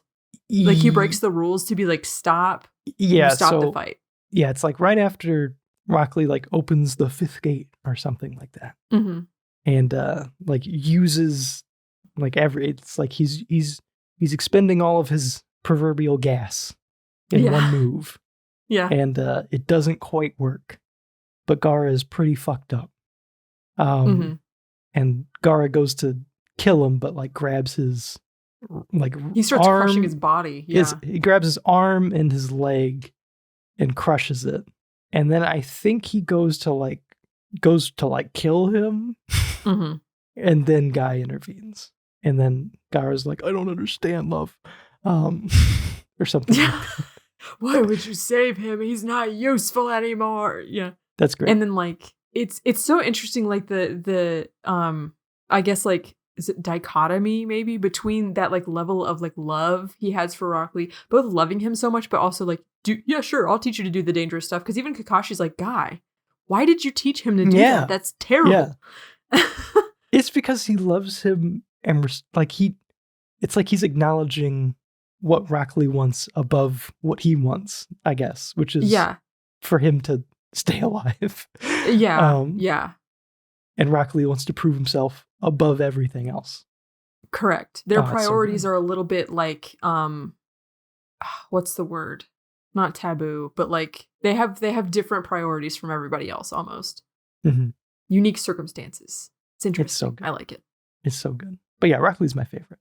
Mm-hmm. We've talked about a lot of stuff already, but do you have any favorite moments from the original Naruto series that we haven't touched on much? The Chunin exam written test. Oh, yeah. Where you're supposed to cheat? Yeah, where you're supposed to cheat, and it's like this like intimidating dude like psyching them out the whole time. That's so good. And also the different ways everyone finds to cheat, and then Naruto's just sitting there sweating. Can't fucking Like he's too stupid to give up. As well, like his stupidity like plays into his favor in the end. Like it's enough to get him through, and that's what matters. That's just so good. Man, the Chunin exams is just in general like it did such a good job of introducing us to all of the other kids. It did. It was so good. Also, so like I saw a post like way after I watched the Chunin exams that pointed this out, and I think it's so fucking funny that they gave the kids this test that's supposed to be like hard, and everyone's like freaking out, like, oh, what do we do? And Hinata and Sakura fill it out like it's a normal test. Like they don't even like struggle. They're just like, oh, okay, like here we go. I think it's this. Like not like a ton of freaking out. They don't have to like strategize around it. They just like have book smarts. Like they can make it work. I like that. I wish they utilized their intelligence like in the show in a different way. Yeah, as well. Yeah. Yes. Naruto being stupid is the best part of it. Yeah. There's like you see like Shino's like bugs like crawling around to like get the answers and stuff like that. I think Akamaru, Kiba's dog, is like stealing answers and like growling and like dog code to him. Yeah. The Sharingan. Sasuke using the Sharingan to like track pencil movements. That was so cool. Yeah. It's so good. I love Kiba and Akamaru's like their clans like tied to like an animal. It's like a Beastmaster situation, I guess, in like D&D or something, where you have like this one animal. You pick out your dog. That's your dog. Yep. Does Akumaru change? He gets like wolf-sized. Oh, yeah. I'm so excited. I love those two. Yeah. Another moment we already talked about, Shikamaru versus Tamari in the Chunin exams. That was a good one. A fantastic one. Yep. Zabuza and Haku, specifically like just the whole thing. The whole fight on the bridge for me was really good. I think what's the little boy and his fake dad? I don't remember his name. But his fake dad. The little boy and his like adopted father. Yeah. I love that. The Jesus figure. Yeah. Yeah. And then like Naruto and him, their relationship, especially the ending where they're both crying and refuse to look at each other, and it's just like, yeah. I think Sakura's like, you fucking idiots. It's good. I was gonna say pretty much the entirety of the Sasuke retrieval arc is, it's just like such an awesome climax to them as kids. Yeah, where it's like, okay, now we're all teaming up, and like they like lose members one by one. Like Choji gets left behind, and then like Neji gets left behind, and it's like all these 1v1s happening, and then Rock Lee comes out of fucking nowhere and is drunk, which is cool. Drunken fist. He's fighting. That one's a little. I don't absolutely love. It's funny, but I don't necessarily love that fight with Rock Lee and Orochimaru's strongest soldier. Orochimaru. I don't remember his name. I think it might start with an A. He was insane. Yeah. He was like some insane demon man with insane powers, and Rock Lee's just bone drunk. Thing. Yeah, his bone powers. Yeah. And then drunk Rock Lee beats him. Oh, but Gaara helps him. Oh, yes. And I liked in that arc when Tamari saves Shikamaru from the flute lady. Yeah. That was very good. They all save each other in unison. It's very good. Mm-hmm. And then we get the Naruto and Sasuke fight. Also very good. Beautifully animated. Yes. Yep. And then we cap it off with fucking 5 years of filler. Or whatever it was. Yeah. Literally, yeah. Yeah. I think the whole series would have hit harder without that filler. Yes. No, you're right. That's why people skip it. I think that's everything. I mean, we covered most of the arcs. Yeah, we did. So moving on to the game, Naruto Uzumaki Chronicles. The story in this game is very, I don't know, it feels similar to how the filler in the last half of Naruto is structured, where it's like Naruto rolls up, grabs a mission, does it. Most of them aren't necessarily related. It feels very filler. And there's technically like an overarching plot, but it doesn't really come together very well, especially in the English version. There's a lot of English and Japanese differences because of where the Japanese series was versus the English series. So interesting. There is a lot of omitted stuff. But before we get into that, Morgan, based off of what happens in this game and what we know, which is that I listed out a couple bullet points of like key things to help us attempt to place this in the timeline. So we know Kabuto is evil. He is a villain in this game. Right. They act like they don't know who Gaara is. The third Hokage is maybe dead. Yeah. Or wait, there's dolls? Do I mean the fourth Hokage? The fourth Hokage is always dead, though. Oh yeah, because it goes back. I forgot. Yeah. Third Hokage. The third Hokage is maybe dead. It might be Tsunade there. We don't see Tsunade. Yeah. But there are those dolls of the Hokage. Sarutobi, third Hokage. Yes. Yeah. Where do you think this, like, based off of those things, where does this even make sense to be? Nowhere. Well, I mean, like, yeah, like the Kabuto stuff made me think, okay, this is post Chunin, because that's when we meet Kabuto and then figure out, oh, he's evil. And then also there's like the fight with Sasuke where it's like Sasuke and then Sasuke left the village. So I was like, oh, okay, so that's where we're at. I don't know. If it wasn't for Kabuto, I guess it could go before Chunin exams. Yeah, but I don't know. I don't know. It doesn't make sense. No. Because also, he knows, like, Naruto knows all the other ninja cell people in the Leaf Village throughout the game. So it's like in the middle of Chunin exams or something. Like, yeah. Which, like, he would also know them, though, from his, like, the academy. True.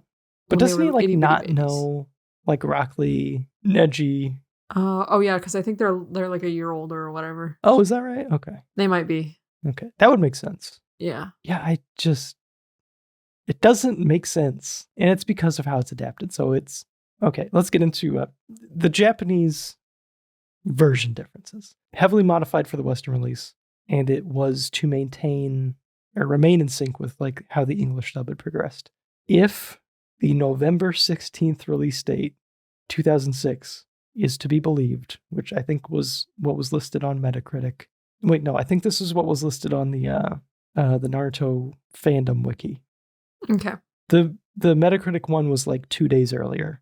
So it doesn't really matter. It's not super relevant. But if it's November 16th, 2006, then that means at the time of the game's release in North America, the most recent episode was episode 58, Hospital Besieged, Evil Hand Revealed, where Gaara tries to kill Rock Lee while he's recovering in the hospital. Okay. So in the middle of towards the end of the Chunin exams, I guess, kind of like in that interim period where Naruto meets Jiraiya, and they're kind of waiting for like the final battles of the Chunin exam. Yeah, they had like a month to train, I think. Yeah. Okay. So that's where it is, which works kind of. Like, it's weird that they're confused who Gaara is, mainly, is like the weird part of it. And it would mean that the third Hokage is still alive at that point. But they know Kabuto is evil. So it's just weird. I guess it works in the sense of like, did they do missions in that month off? I don't know, because I thought Naruto was like training with Jiraiya the whole time. Yeah, he was. And Sasuke went off to train with Kakashi for like the whole time. Yeah. So it doesn't cleanly fit, is basically where it comes down. They fricked it up.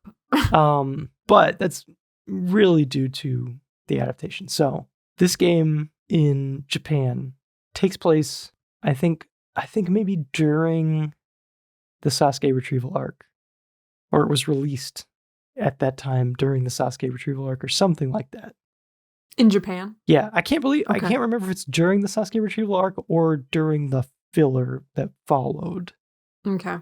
Because like Choji has partial expansion jutsu in this game, which, was revealed in that arc. So it has to be at least post the beginning of the Sasuke retrieval arc is kind of where I'm getting that from.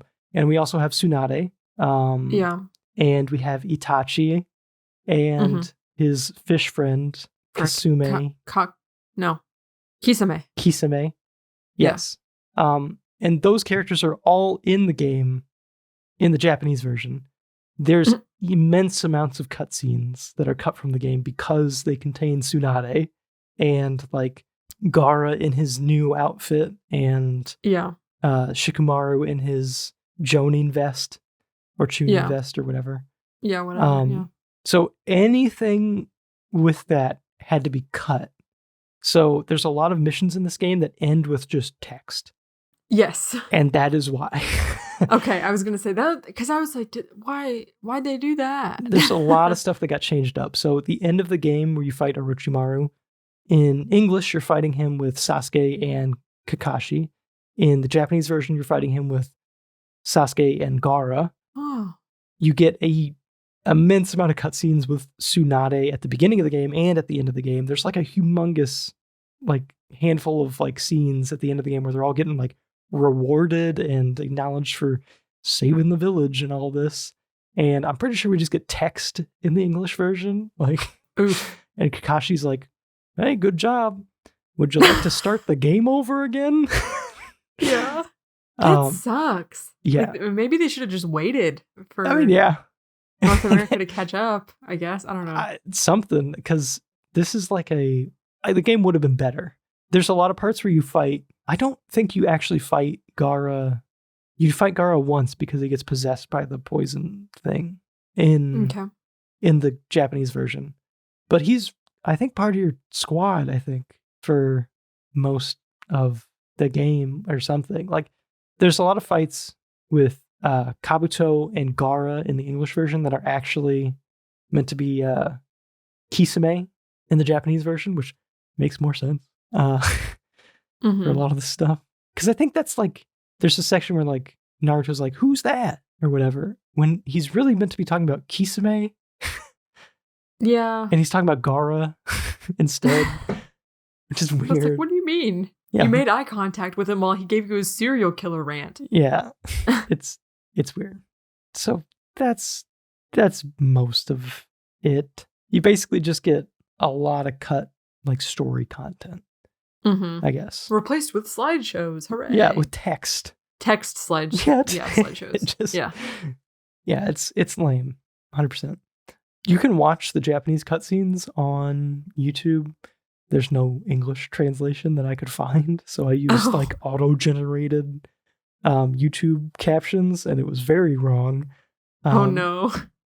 But yeah, it's I was watching it, I'm like, man, this would have been actually really cool if this was in the game. Like I think it's genuinely missing a lot because of all of that they're trying to like Also Rasengan that's the other thing. Rasengan or Rasengan. I only hear these things. I never try to say them. Naruto's ball ability.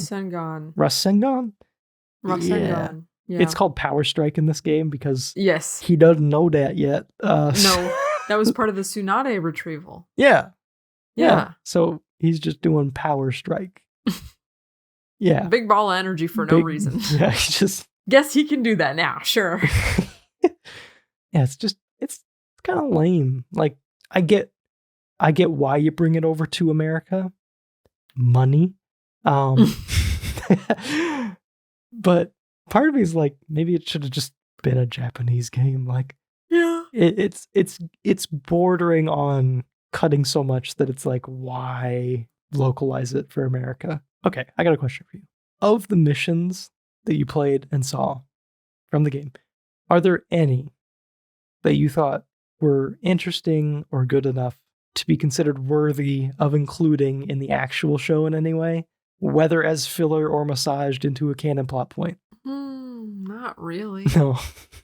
No. I liked the I monkey mean, one, but yeah, it would have been functional as filler, yeah. but I would have rather we had pulled like canon events into the game rather than.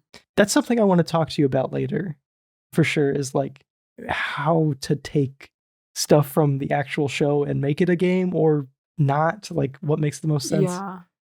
Right. I don't know. Because have you played any other Naruto game? Mm-mm. Me neither. Yeah, so I'm not sure. Like, I know there's a lot of fighting games, which is like, yeah, that's a perfect fit for this, obviously. But as far as like an action adventure game like this, yeah, I don't know like how you tackle that. I don't know. But I'm in the same boat as you as far as like, I don't really know if there was anything that interesting from this, honestly. I really like, I'm racking my brain to think of anything that was just even tolerable. I enjoyed that they had the actual voice actors from the show. That made me very happy. Yeah. I was like, it's them. That part was nice. And as far as I'm aware, that seems to be fairly common with anime games, which is cool. Yes. It seems to be hard to get that for like, I don't know, a lot of other like game adaptations. Big movies. Yeah, big movies and stuff like that. Yeah. But for shows, it seems to be. But yeah, that was cool. It's a nice bit of continuity. Yeah, I mean, that's all I got to say about the story. There's not much to talk about. Okay, let's talk about just the general sort of combat abilities. You have your, very basic Smash Bros. Like weak attack, strong attack, and on top of that, you got a throwable item, and that's your core moveset, essentially. Each character on top of that has a unique selection of ninjutsu abilities that reflect their character's abilities in the anime. And there is as far as I'm aware, there is one combo in the game, which is 4 weak attacks, 1 strong attack, and that's it. I don't know about you. I found it extremely repetitive. Not only that, but for every move, there's only like 1 sound file, so you just hear the same noises. Oh, it's kind of almost a similar problem as TMNT, where it's like, yep, I'm hearing the same noise too many times. Yeah. At first, I was like, I am gonna get sick of this very quickly. But I will say, as the game progressed, enemies got more difficult, and dodging became more like essential. It was a bit more enjoyable. Like, it was still, let me be clear, this was mostly a podcast game for me. Okay. Just very simple. Like, I'm coming off of Baldur's Gate right now. Yeah. The most fucking complicated game I've ever played. Yes. It wasn't so bad to play a game where you only have 1 combo that you can pull off. Like, yeah. It was kind of refreshing in a sense, or a little bit, it's like I'm detoxing. I don't really know. It's just, I'm giving my brain a break. Brain wonder. Yeah. Yeah. I didn't mind it. Like, I played most of this game with a podcast or a YouTube video in the background, just kind of like general beat 'em up sort of things. But I think you got more bothered or sick of it than I did. Yeah, it was a sound thing. The sound thing, and is also pain, like yeah. Sometimes, like, I'd load up a mission, I enter combat, like first frame, I'm punched in the face, and I'm kind of like, okay, what the fuck? That does happen. Slow down. It does that sometimes. Or it's like you load into like a cart protection mission, and they're like on the cart beating it up. It's like, hey guys, wait. Yeah, it's like, slow down. Slow your and also like sometimes getting like essentially gangbanged by like a big horde of enemies. It's like, stop. Like, yes. That is kind of a problem. If there was ever like a large amount of enemies was always worse than any boss in the game. Like, because you end up like hiding them around. Like, I'm just like dodging away and like kind of getting my little distance, doing my combo, dodging away. And it's like, this doesn't really feel like, I don't know what this feels like. I don't know what it needs to feel like, but this is not it. It's like kind of close, I guess. Like, it just feels like a very simple version of what a Naruto game could be. Yeah. In a way. And it's like, there's some stuff that's like kind of there. Yeah. It feels like the start of something good, like maybe a bit more intricate potentially would be good. Well, there's 2 more of this game. There is a second one. Is there a third one? Are there 3 of them? There's definitely a I second thought there were one. 3. Okay. There may be another one on a different console or something. Okay. Another problem I had, when you're in combat and you have to stop and open up the menu to spam healing items, I'm like, oh, are we playing Skyrim? Yeah. And it's like know. You got kicked to the ground and you're still getting up, so you can't pause the game yet, and you're just spamming pause, like pause. Yeah, please. Let me pause. I need to let me pause. help. Yeah. Yeah. I did a lot of save state scumming, basically. Yep. I don't blame you. Yeah. So I never had to retry any of the fights or anything. I made a lot of save states at like even various points within a boss battle. Like, yep. Just you can get caught in some combos where it's like, oh, I'm dead now. Cool. I had full health. Oh, yeah. Another thing that I want to say about the combat is I felt like as the game progressed, it became more noticeable, but there was like a fairly large disparity, I felt like, between taijutsu and ninjutsu as far as damage output. Like later into the game, it felt like, especially in boss battles, there's like, it felt like completely fruitless to be like punching the boss. Like all I was doing basically was charging up my Rasengan and then like taking off one of his health bars. And then I'd punch him a little bit to get a little chakra back. And then I'd do the same thing. Because it just... Yeah. It wasn't... Like, I liked using the taijutsu. And I used it for, like, regular enemies, obviously. But, like, ninjutsu was just so much stronger that it was... Right. Yeah. It felt like... And it felt like it should be. But, like, the gap between them was, I think, bigger than it should have been. Yeah. Or, like, maybe the game only sort of like has one play style in mind, kind of that way. I get it. And it's also like, it's kind of annoying to like mash buttons and like you see your character like doing all this like twirling around and stuff, and then like the health bar is just like tick tick tick tick, and it's like more, give me more. Definitely not satisfying. Even whenever I tried to like spec heavily into it, and it just still felt like it wasn't doing enough. But yeah, let's talk about companions. Who was your go-to companion? Well, what do you think? All right. Besides Kakashi, who was your go-to companion? Because you can't use the Kakashi for most of the game. I know. Yeah. But anytime I could. Anytime you could. He do got that machine gun kick. He got that rapid fire kick. It's pretty ridiculous. I'm having trouble. So I played like the first like the tutorial chunk or like the first couple chunk like a long ass time ago. Yeah, Is there a fight where you have Choji on your side? Yeah, you fight Choji in like one of the first missions, and then he's on your side, and you do the same thing with Neji.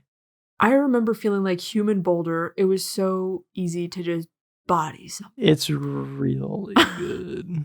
Yeah, it is very good, and I liked it. But yeah, I pretty much always, anytime I could pick two, I was usually picking Neji and Choji.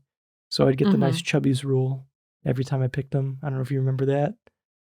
Chubby's rule? Yeah, so similar to like there only being one voice line for things, whenever you select a teammate, you get like a little voice line from them. Oh, Chubby's rule. Yeah. So every time you pick Choji, he's like, Chubby's rule. It's just neat, I guess. Yeah. I don't know. I always picked...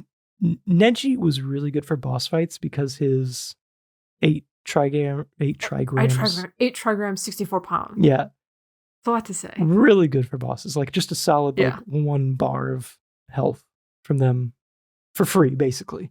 You just switch to Neji and then boop, and then it's just locked in. It's also really satisfying to like watch him do that. Not satisfying in that boss fight though, when you're fighting him and he does that to you. No, God. That part was not fun. I remember getting locked into that, and I'm like, oh, this is going to end soon. And then he just kept doing it. He just kept punching the shit out of me. And it's like, I had almost full health, and now I'm dead.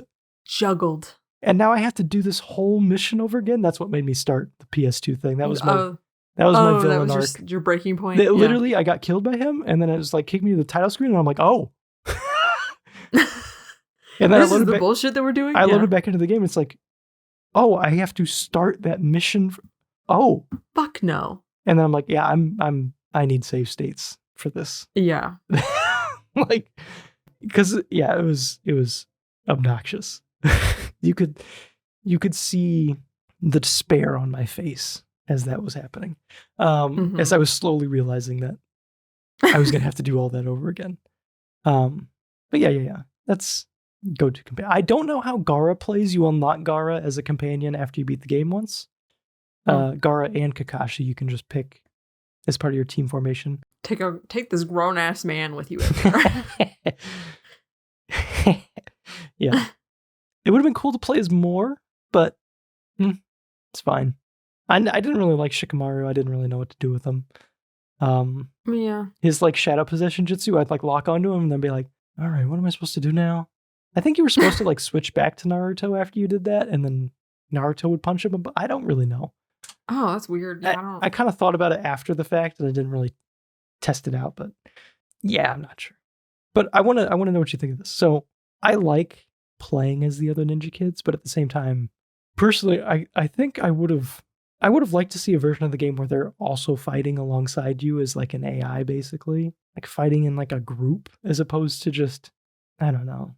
Depends. So I will say the only like other reference I can think of where there's like a similar system to this. Well, no, Dragon Age does it, Mass Effect does it, and Kingdom Hearts does it. And I will say, depending on what abilities your allies have, they can really piss you off. Like if you're trying to like set up an attack to like hit somebody and then your ally comes like swinging in past you and like knocks them across the battlefield, it's like, bro, come on. Like, yeah. So you're like missing like half of your stuff. It's like, stop. Don't do that to me. I mean, even if it's like a Call of Duty like AI companion where they're not really doing anything. They're just moral support. Like they don't really damage. They might, if you wait long enough, kill one bad guy. You really gotta kill all. But I like the idea of them just being in, the world. Maybe they're just like hung up on one dude or whatever. I like the idea of them just being in the fray with you. Yes. Also, something that I think would work really good for Naruto. So Kingdom Hearts has this mechanic. I don't remember if it's really a thing in Kingdom Hearts 1, but in Kingdom Hearts 2, there's a mechanic called limits. And what a limit is like with somebody in your party, it's like a super special, like super strong attack.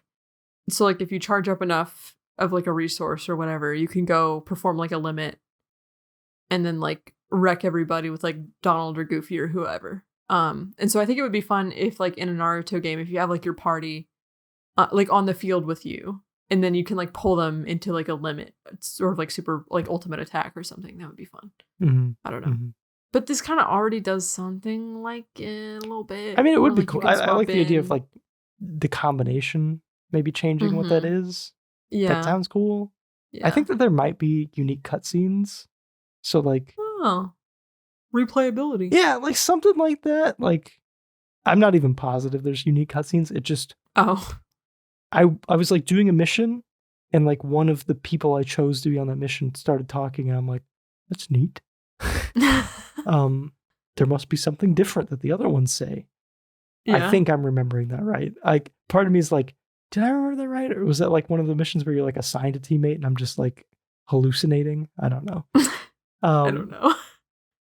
But yeah, the idea of like based on your team, you get to experience slightly different versions of the same like missions and stuff. I don't know. I like that.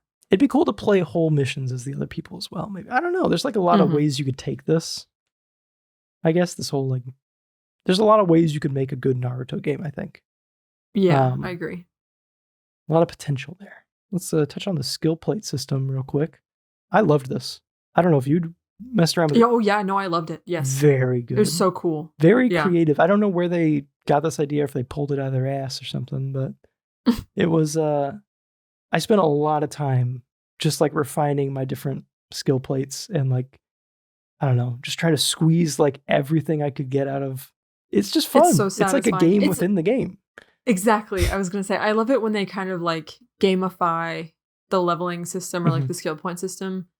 It's good. The first time I saw anything like this was in Ghost Runner. a game that I brought up Okay. a couple times. They have a very, very similar system where you're fitting different nodes into like a Tetris looking thing to like get your upgrades and stuff. And like the more impactful upgrades are bigger and the less impactful ones are smaller.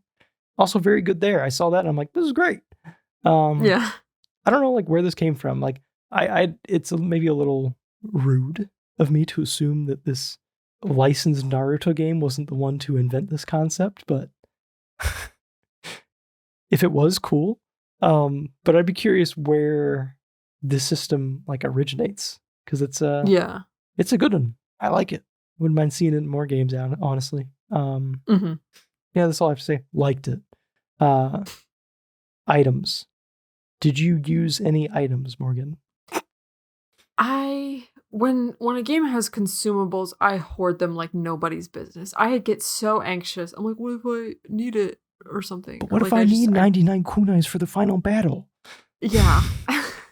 Yeah. So no, only like healing items. That was the only thing I was ever really spamming. Literally same. I use kunai sparingly. Like if I was in a tough situation where like specifically there was a mission where you have to like guard 2 doors, keep them from getting damaged. I don't know if you played that one, but you have to like run back and forth between them while there's enemies coming after them. And because you have to run back and forth, they're like right next to each other, but it's far enough away that it's like, oh, I don't want to have to run all the way over there to reach you, so I'm just going to chuck 2 kunai at you and hope you die. So yeah, I didn't really use almost any of the like consumable items because, like you, got like this drought mentality about just items. It's like I can't be using this. I might need it later. And then the game ends and I'm just chock full of all these items. It's like, well, feels wrong to complain about the combat feeling samey when I refuse to use any of the items. You weren't using the full system. All right. Yeah. Let's talk about the missions. I've already touched on, a lot of this. The types. It's very samey. There's many things in this game that are very samey. The missions are one of them. They pretty much always result in the same type of combat situations where there's just, you're in like a little arena and you gotta fight some people. And that's the game. There are a couple instances where it deviates and you have like an open world-ish or like platforming, God forbid. The platforming is rough. It's rough. Yeah. You gotta use, I learned that you needed to use the air dash ability to like make it 10 times easier. Mm-hmm. Before that, I was like, man, this sucks. It's only a very small handful of sections where you gotta platform around though. But yeah, in these like open world areas, you can just run past the enemies because you're just basically trying to get to the next checkpoint to like door transition. So it's like, I learned that and I'm like, well, I'm just running past everybody now. Like, I'm not going to bother fighting all these dudes. Yeah. So it's like, I liked the idea. I liked the concept of there being more open levels, but wasn't executed amazingly. But yeah, did you make it to any of these? Oh God, There's only a few, I don't and they're think so. really backloaded. So yeah, everything I remember was an arena fight. So there's occasionally puzzles too, but yeah, and they're kind of shit. Yeah, I was hoping like when we played this, like decided to play this game, I didn't know what I was getting into going in, but I hoped that there would be some like open world stuff. But if it sucks, then like no thanks. Actually. Yeah, it's not good. It's pretty uninspired. You're just kind of moving from generic room to generic room. No, thank you. I mean, like in some of the later ones, I got lost because it all looks so samey. It's like, all right.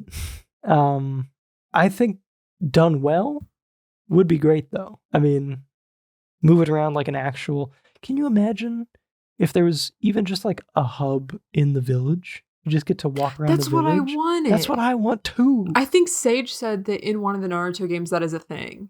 I want that. Where you can like go around the village and talk to people, at least. But oh, man, I would love like an Infamous or like Spider-Man where it's like, here is this like big ass map with like missions on it. Be free. Yeah. Go. And like hopping from rooftop to rooftop. Yes. Like how they do in the show. That's a bit much for the PS2 probably, but yeah, maybe. But I do agree with you that like there is a underutilized platforming aspect to Naruto in this game. Yeah, for sure. He's, it's a very athletic set of ninjas. It'd be cool if they could, hop around with a bit more dexterity and stuff, but yeah, maybe later game. I don't really know like what to expect from like a modern, because they're still making them. I think a Naruto game came out very recently. They're fighting games, I think. Mostly, okay. Yeah. I'm curious about the non-fighting game Naruto games then. Mm-hmm. But even like the fight, I'm like, I don't know. It'd be easier to cover fighting games on the show if we lived closer to each other. Oh, so we could play like multiplayer? Because I assume like we would play against each other to because I feel like that's the fighting game experience. I think you're right. Playing, especially like at this time, is like playing with a small group of your friends. And a meta develops between the small group of your friends. You know what I mean? Yeah. Exactly. But yes. that's kind of the experience. I feel like if all we did was play like the single player, it'd be like it just doesn't do anything for me. It's not fun. Yeah. And I also feel like that's not the discussion when you talk about a fighting game. If we hopped on here and talked about like, I don't know, the Tekken single player, I don't know. Yeah. It's like missing a big aspect of why people give a shit. Oh yeah, a weird aspect of this game is that, I think I said aspect like 10 times recently, but if you fail certain missions, you're unable to retry them. So like if you fail a non-critical mission, you cannot retry it. That feels stupid. Yeah, it does. It is a little weird. Because also, that would mean that if you wanted to finish the game fast, you just fail all these missions. That's hilarious, actually. You obviously miss out on the rewards. Well, yeah. Which aren't always amazing, I don't think, but yeah. You could probably beat the game much faster if you just did all that, but because but then you might be underleveled or whatever. Yeah, and because I had save states on my side, I just was like, I'm just gonna beat them all. Just do it. Yeah. So I didn't get the chance to be locked out of a mission. But yeah. Another thing is that you're required to play all the missions. I think it would have been nice to have like a more traditional, here's the main quests, here are the side quests. Do the main quests, but also check in on the side stuff. It's kind of up to the player how much they want to get involved in the side stuff. I think that would have helped pacing a little bit. And take advantage of like the mission ranking system that is in Naruto. Yeah.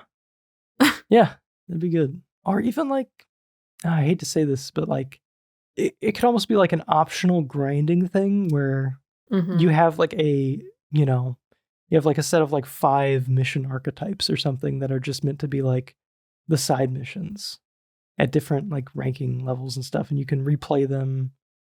I don't know. So like there's an escort mission at D rank, C rank, and B rank or something. Like maybe it just goes up to B or A. I don't know. Yeah. And it's sort of like a side thing that you progress separately. That'd be nice. I didn't really like how it was like giving you everything in order, and it's just weird because like it starts out being completely like separate, unconnected missions, and then tries to like tie it together with like an overarching thing right at the end where you have like a handful of missions back to back that actually relate to something. Yeah, I wonder if like maybe in development they intended to have side mission, main mission, but maybe they just ran out of time and they're like, everything we have has to go in the main story. Yeah. I don't know. Part of it does feel a little bit like padding, like forcing you to do it all. Yeah, that's all I got to say about the missions. We already talked a little bit about the boss battles. I think the only other boss battle related thing that I wanted to bring up was, and I think we discussed this after the episode started, was the Sasuke hidden boss fight. You can fight him with his like Orochimaru curse thing. Yeah. I did that by accident. There's like a fight with him. Oh God. Yeah. So if you beat him in under 3 minutes, which is what I found out afterwards, under 3 minutes, he, in fan sub translation, he's like, "Fuck you, Naruto," and he's like, "I'm gonna use my demon power now." And then you fight him. He's super hard. He has a lot of health, and I had to give up on that. I looked it up because I'm like, so like, what's the strategy to beat this dude? And then I found out it was a secret boss fight. So I'm like, oh, okay. Based on like when this game came out, wouldn't that have also been a huge spoiler because that form is not revealed until the end? No, he uses it in like in the tuning exam, like in the forest. He uses it to almost where the kill black that spots. dude. It's not his like demon. Oh yeah, bone not hair, that demon. Hand wings, disgusting. I hate that design so much. It is so ugly. It's so ugly. It's a little ugly. Hate it. Yeah. Anyway, sorry. It's a little much. Yeah. I love his design that you see. I haven't like seen him past that teaser at the beginning of Shippuden, but I love the thick rope that is part of like Orochimaru's belt. Yeah. That's like the sumo wrestler thing. I love it. It's so cool. And he has a big sword in it, tucked in it. Well, not a big sword, but it's got a little sword. But he knows how to use it. And that's all I have to say. Found that I accidentally got into the hard boss fight. It was way too hard. Real quick, the world map. Yeah. How'd you like exploring the world? I mean, I thought it was a little interesting for this type of game to have like a sort of freeform exploration thing. It'd be cooler if there were destinations you could actually visit. Yeah. But yeah. Yeah.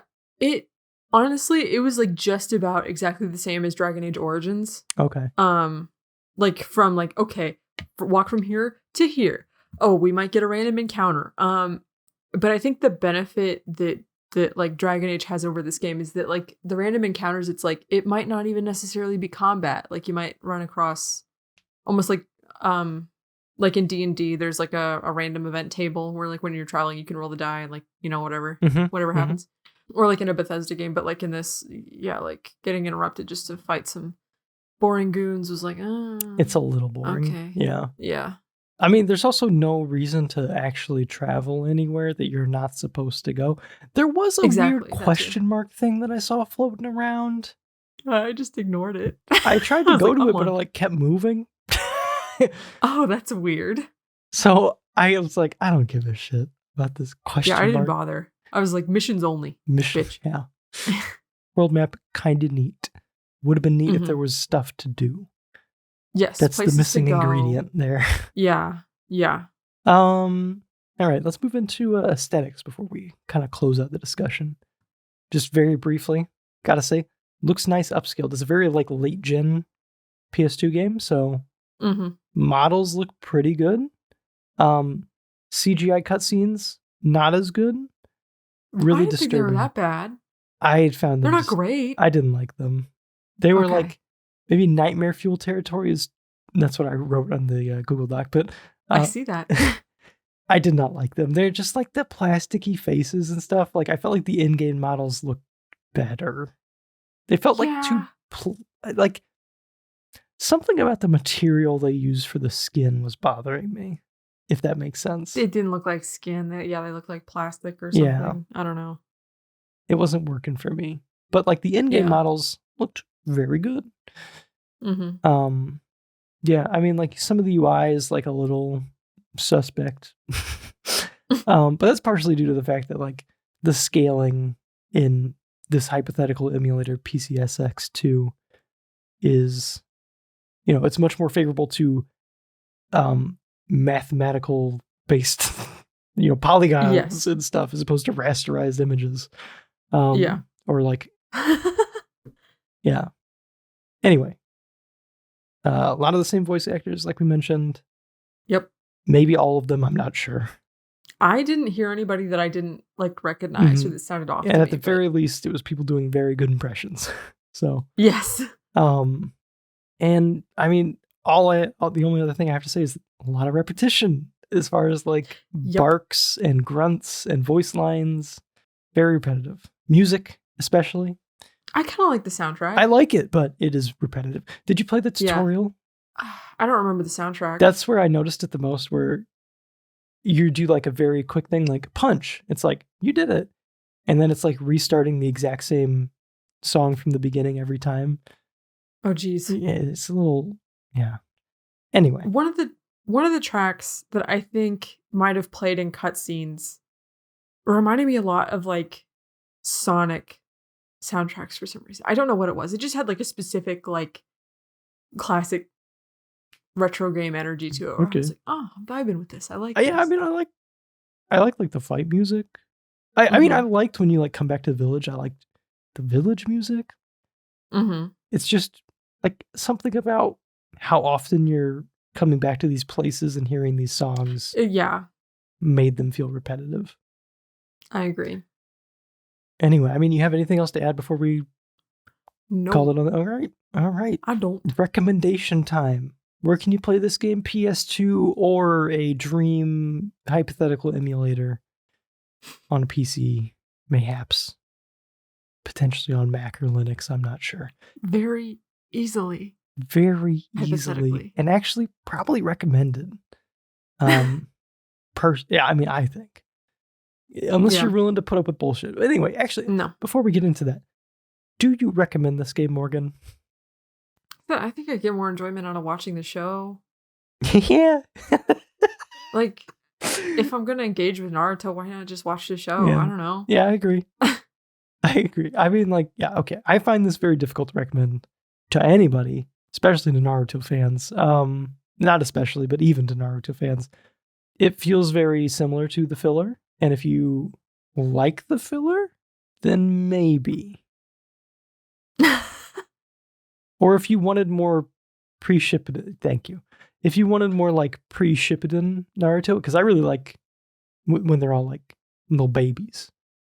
Yes. Before they get too grown up. It's like kind of fun that they're ninja kids. Yeah. So if you want more of that, I mean, I guess it's a tough recommend because there's not a lot going on for it. Doesn't got a lot of things going for it. It's a chill podcast game. But there's better chill podcasts. It's like... Yeah, I feel like there's better things to do with your time. Naruto related and non-Naruto related, you know? Yeah, I mean, that's... I don't know. I mean, yeah, you're putting it in the best way you can. I think there's just better things to do with your time than play this game. So, you're welcome for the warning. I don't know. I mean, is playing this game better than listening to this podcast? Maybe. You guys... Anyone listening to this podcast... clearly has low standards for what they do with their time. What? You can't say... I mean, yeah, whatever. Listen, we got some long-ass episodes. It's hard to... Yeah, I know. You're supposed to take pride in your work. This isn't even really work, though, is it? I don't know. This is fun. Yeah. Anyway, before we get too existential in this, mm-hmm. the best part about this game is that it lets you stick your finger up Orochimaru's ass as Kakashi. That's all right. I take back everything I said. This is absolutely worth your time. Yeah, you have to. The best part. I love that his ninjutsu ability is the 1,000 years of death thing, and yes, lightning blade. But he does that motion. Yeah. I was literally in the Orochimaru fight. The final fight of the game, climax. You're fighting do you keep calling him Orochimaru on purpose? Orochimaru. Sorry. There you go. I just don't talk about Naruto. I just hear it and I don't think about it too much. No, that's okay. I didn't know if you were like, this is my fun little nickname. This is this is a bit. I didn't Listen, I swear I'm a Naruto fan. I just don't talk about it. These words. No, that's okay. This is the first time some of these words have come out of my mouth. That's fair. Well, yeah, you saw how we both were like Rasengan? Yeah, Yeah. I know it. I could spot it in a lineup, but I can't say it. Right. But anyway, sticking your finger up Orochimaru's ass is pretty good. I mean, climactic final boss fight, I'm just spamming that ability over and over again. It's fair. Ridiculous. Yeah, so I guess best game ever. Anyway. Does this game need a remake? We just ask that every time. No, this game doesn't need a remake. Why is this even a question? What are you going to do? Remake? No, sometimes the answer varies. I mean, sometimes the answer varies, but for this, why are we asking it? What? This would be strange. Yeah, the Naruto game that I want to see is different from this game. It's not. It pulls some things, maybe some elements from this game, but it's mostly different. Make a new version of this game. Yeah. New version of this type of game. Don't remake this game. No. Don't bother. Don't bother. Yeah. Anyway. Better things to do with your time. Yeah, anyway. Exactly. We can finger Orochimaru. Never mind. You can just go online. You can just Google that. You don't need to play the whole game. Okay. What would you like to see next for this series? In video games specifically? Well, like I said, I want to fling myself at top speed around the Leaf Village. I want side quests. I want collectibles. I want maybe like party member stuff. I don't know. I want like an open world, like, here, go to this destination, do this mission, blah blah. Yeah, I don't know. I think open world to some extent would be very fun, or like open zones, I guess. Yeah, like open areas, not like not like completely connected, not like one connected world, but like or just like separate explorable areas. I gotta say, I brought up Ghost Runner earlier because of the skill plate system, but that is a ninja game that does ninja movement very well, and I wonder, how well, we get a Ghost Runner kind of like Naruto. Obviously not the same. I mean, I feel like if you make a Naruto game, it's got to be in third person, obviously. Yes. It can't be. Well, you don't want to see Naruto's hands? His totally unique hands? Yeah, it's... So, I mean, different, but like there are games that do ninja movement well. So, if we can make that happen, that'd be great. Yeah, I mean, it'd be cool. I don't even know like what the fucking current state of Naruto games is like. Apparently it's mostly fighting games. As far as I know. But there are some other non-fighting games, and we'll get to maybe one of them at some point. I don't know. Anyway, I think it'd be cool to focus on not Naruto. For the game? For the game. I mean, yeah, I think it would be interesting if you could like rotate. Like you were constantly like swapping between everybody. Yeah. Well, here's my thing. Like a problem with the game is that how do you tell a meaningful story? Exactly. I don't know. Because you can't interfere with the plot. Correct. Unless they were just like, it's not canon. Yeah, unless we do things, but it's just not canon. Yeah. I don't know. Like there's other characters. You could make a new character even. Like that's not impossible. Your own little ninja kid? Oh yeah, you could make your own ninja kid. I have. Well, she's not a kid, but I have my ninja. How's your ninja OC? I meant to ask. How is she? Yeah, how is she doing? How was she just living in my head, doing her like daily schedule? She's going through it. If I'm being honest. How have you developed her out? How have you fleshed out her character? What makes your ninja kid? She's not a kid. She's like sensei age. She's my age basically. Sorry. So she's so my ninja character's backstory is that her like story, like her main like character arc takes place in Shippuden. Like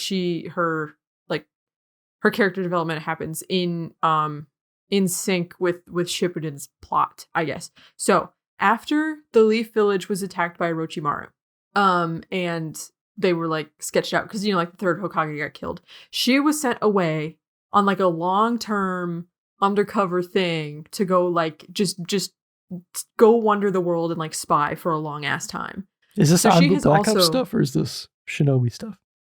She's a Jonin. Or Jonin. Okay. Yeah, she's not necessarily working for Anbu, but she's a decently skilled Jonin that they've sent out to go spy on, keep tabs on the hidden sound people, keep tabs on the sand because the sand was part of the attack. So she's just sort of like going wherever, and like there's like dead drops where the Hokage like sends her orders and then she'll go do whatever she's supposed to do. Somebody was fucking with the dead drops though, and partway through this period of time where she was gone, she starts like taking missions that she thinks are legitimate missions and doing them, but it's actually someone else giving her the orders. And so Tsunade catches on to this and she's like, hey, what the fuck? Like, why is she going rogue? It seems like she's going rogue. So she like calls her back, and then there's like an investigation, and she's like basically put on lockdown where it's like, you can't leave on missions anymore because like we don't trust you. So that like pisses her off because she's like, what do you mean? I've been working my ass off for 3 years. What's going on? So that's like that's her whole like spiel. She is a Kenjutsu specialist, which is sword fighting. Oh, okay. That's fun. Yeah. Does she ever stab them, or is she like Leonardo? No, she stabs. Okay. It's violent. It's violent. there's gore. Well, there's like blood and stuff in Naruto. Like it's canon level of violence. I'd be curious. So she's... Oh man, how cool would Naruto be if it was more violent though? You know what I mean? It's pretty violent though. I know, but it's like a kid show still. Yeah. Like, I don't know. Anyway, I don't mean know to if I need it to be anymore. No, you're fine. But anyway, so then while she is bumming around in the village, like, what do I do with myself? That's when Naruto comes back from his 3-year-long stint, and she, makes friends with Team Kakashi, or what's, left of Team Kakashi with Sasuke gone, and is, gets like inserted into the plot from there. Neat. Yeah. Have you written any of this out, or is this still? Yes. Okay. Well, yeah, but I don't know if I'm gonna keep much of it. Or like published it, I guess is kind of what I mean. No, I haven't. Okay. I haven't published it, but I do have like lots of scraps of ideas and things. Could be fun. Yeah, that's what I'm thinking. I might get around to posting it eventually. I know I keep talking about this, but I would like to see you make a not like a full on like manga or comic, but like maybe a small form something. Maybe this would be a fun avenue. I don't know. It'd be fun. Yeah. I do have her character design pretty ironed out. Like when I draw her, I'm like, yeah, this is like what I'm going for. Because at first, I was like playing with different hairstyles and like whatever. Oh, Morgan, I'm looking at what's that? A Wacom Cintiq right next to you. I know. Yeah, no. It looks like I need to get to using it. It looks like you could make that happen. Yeah. I'm just going to give you more work. Could. Sure. Yeah. Yeah. I don't know. That'd be cool. I don't know. It just feels like, because Naruto is a manga. That's just kind of, yeah. Yeah. No, that's totally fair. Yes. And there are people who do that, who have like they have their own ninja characters. They fucking love to make Uchihas. Is Uchiha? They love Sasuke's clan. Oh, I see what you mean. Yeah. I've seen so many super cool, super well designed Uchiha OCs. Oh, good shit. That's cool. Yeah. They're all dead though. Yeah. I don't know if like theirs are like, oh, this random family member just so happened to survive. Oh, he also survived. Yeah. Exactly. Sasuke's weird uncle. Yeah. He also made it out. Anyway. Can I tell you what the next game is, sir? Yeah, does it rhyme with Kingdom Farts by chance? Well, I was gonna say when you walk away, you don't hear me say, please, oh baby, don't go. Kingdom Hearts. I'm sorry. I had to. When you hear, I like that you were about to make a joke, and then I waltzed right in with Kingdom Farts. Well, it's not really a joke. It was a reference to the song that everybody knows. Yeah, I know. Yeah, you did kind of. I just kind of took the microphone from you. I had like a little Kanye. I'm going to let you finish. But Kingdom Farts. You did leave a fart cloud on the stage before, like as I was walking up. So thank you for that, but that's all right. Oh, sometimes I do that. Well, speaking of, sometimes I finish people's sentences, but it's like meant to be a joke, but I just like finish it for them and it's not. Anyway, yeah, you cut out there, but it's fine. I can't wait. I'm so excited for you to play Kingdom Hearts because once again, we have that trope of a trio of kids with the goofball, the edgy one, and the girl. Yeah. And I can't wait to see what you think about that. Well, I'm glad that, like everything in this podcast, we balance each other out. You're excited for me to play Kingdom Hearts. I am not excited for me to play. No, I'm kidding. I'm looking forward to it. Okay. That's good. You might have to use a walkthrough. Just okay, yeah. Is this maybe a hypothetical emulator situation, or should I raw dog it on the PS2? No, the PS2 should be fine. You could also get the collection on the PS5, maybe. Yeah, maybe. Depending on how much Aren't you want to drop. Because then you would have trophies and fun stuff. I keep seeing like are they changed? 1.5, 2.8, prologue, epilogue, final mix. So you would, for Kingdom Hearts 1, you would want to get 1.5. See, I am not doing that. I gotta play something called Kingdom Hearts. I can't be playing. Well, that's the thing too, is 1.5 gives you the final mix version of Kingdom Hearts, which is like Kingdom Hearts, but like with teeny bits of DLC. Okay. But not even like really DLC. They just insert new cutscenes and like occasionally new abilities and items and things and bosses. There's only a few games where we have this problem. Because that wasn't on the PS2, I assume? Only in Japanese. It was a Japanese exclusive release. Yeah. But anyway, like, which there's like Persona 5, or not Persona 4. Yeah. We have Persona 4 on the PS2, but we also have Persona 4 Golden, which is like I assume a very similar situation where there's like some changes made on, newer consoles on the PS5 and the Vita and stuff. Okay. And it's like, I guess I gotta play the PS2 version though. You know what I mean? Like, yeah. I mean, I'm gonna be playing the 1.5 version. I think that's good though. I think for you to have, we can have the perspective of both in some sense. Okay. Mm-hmm. Yeah. So I'll play the stinky one. You can play the new one. It's not stinky. It's just, I don't know. And I also like playing it, like running at PS2 speeds and on a CRT, and it's like fuzzy. Yeah. Like, it is a cozy, some people say it's their cozy game, so. I mean, I could see that. Got a lot of fun, Disney stuff. Mm-hmm. And then Final Fantasy dude's just in there. It's honestly a little too many builds. Insane, actually. This fever dream of... It's very fever dream-esque. Yeah. I hope you like it. Well, we'll find out next time. Yeah, tune in next time. Yeah. Yeah, thank you for listening to this episode. Please support the podcast by leaving a review or rating on whatever platform you like. I'm getting all these intros and outros mixed up. Share the show with a friend if you want, maybe. I don't know. It'd be a weird... Share them regardless of whether or not they like Naruto. Send them this episode. Sure. Send them this episode. Say, watch this, bitch. Yeah. Write in questions, comments, feedback, game suggestions, anything. Dating advice, analogschtickmail@gmail.com. And both of us are married. Yeah, but they might have dating advice. The little gamers out there. You should ask us for dating advice. Yeah, that's what I'm trying. Yes. Yes, please. Please do. If you give us some bullshit, we'll read it out. I mean. Yeah, and we'll answer it. Anyway. If you made it this far into this specific episode of our podcast, the Naruto Uzumaki Chronicles episode of the podcast, I guarantee you need dating advice. No. But I was going to say, we're two married people doing this. Yeah. Making the episodes. So what does that say about us? And we're married. So it's like we're successful at relationships. Hey, you can be married and still need dating advice. I know. That's all I'm saying. Hey, it wasn't an insult. Hey, don't come at me. You do have to learn to date your spouse. Yeah. Yeah, you do. And that's the type of advice that we could be giving out if you little gamers started asking questions. It's time to start asking questions, little gamers. Sure. Anyway, analogschtickmail@gmail.com. First link in the description. Links may work by the time. Apparently, links have not been working on any of the podcast episodes. On YouTube, like you have to be like verified. I didn't realize this.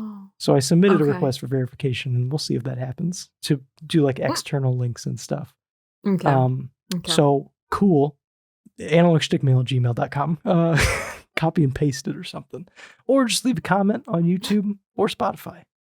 Yeah. Until next time, goodbye. Goodbye.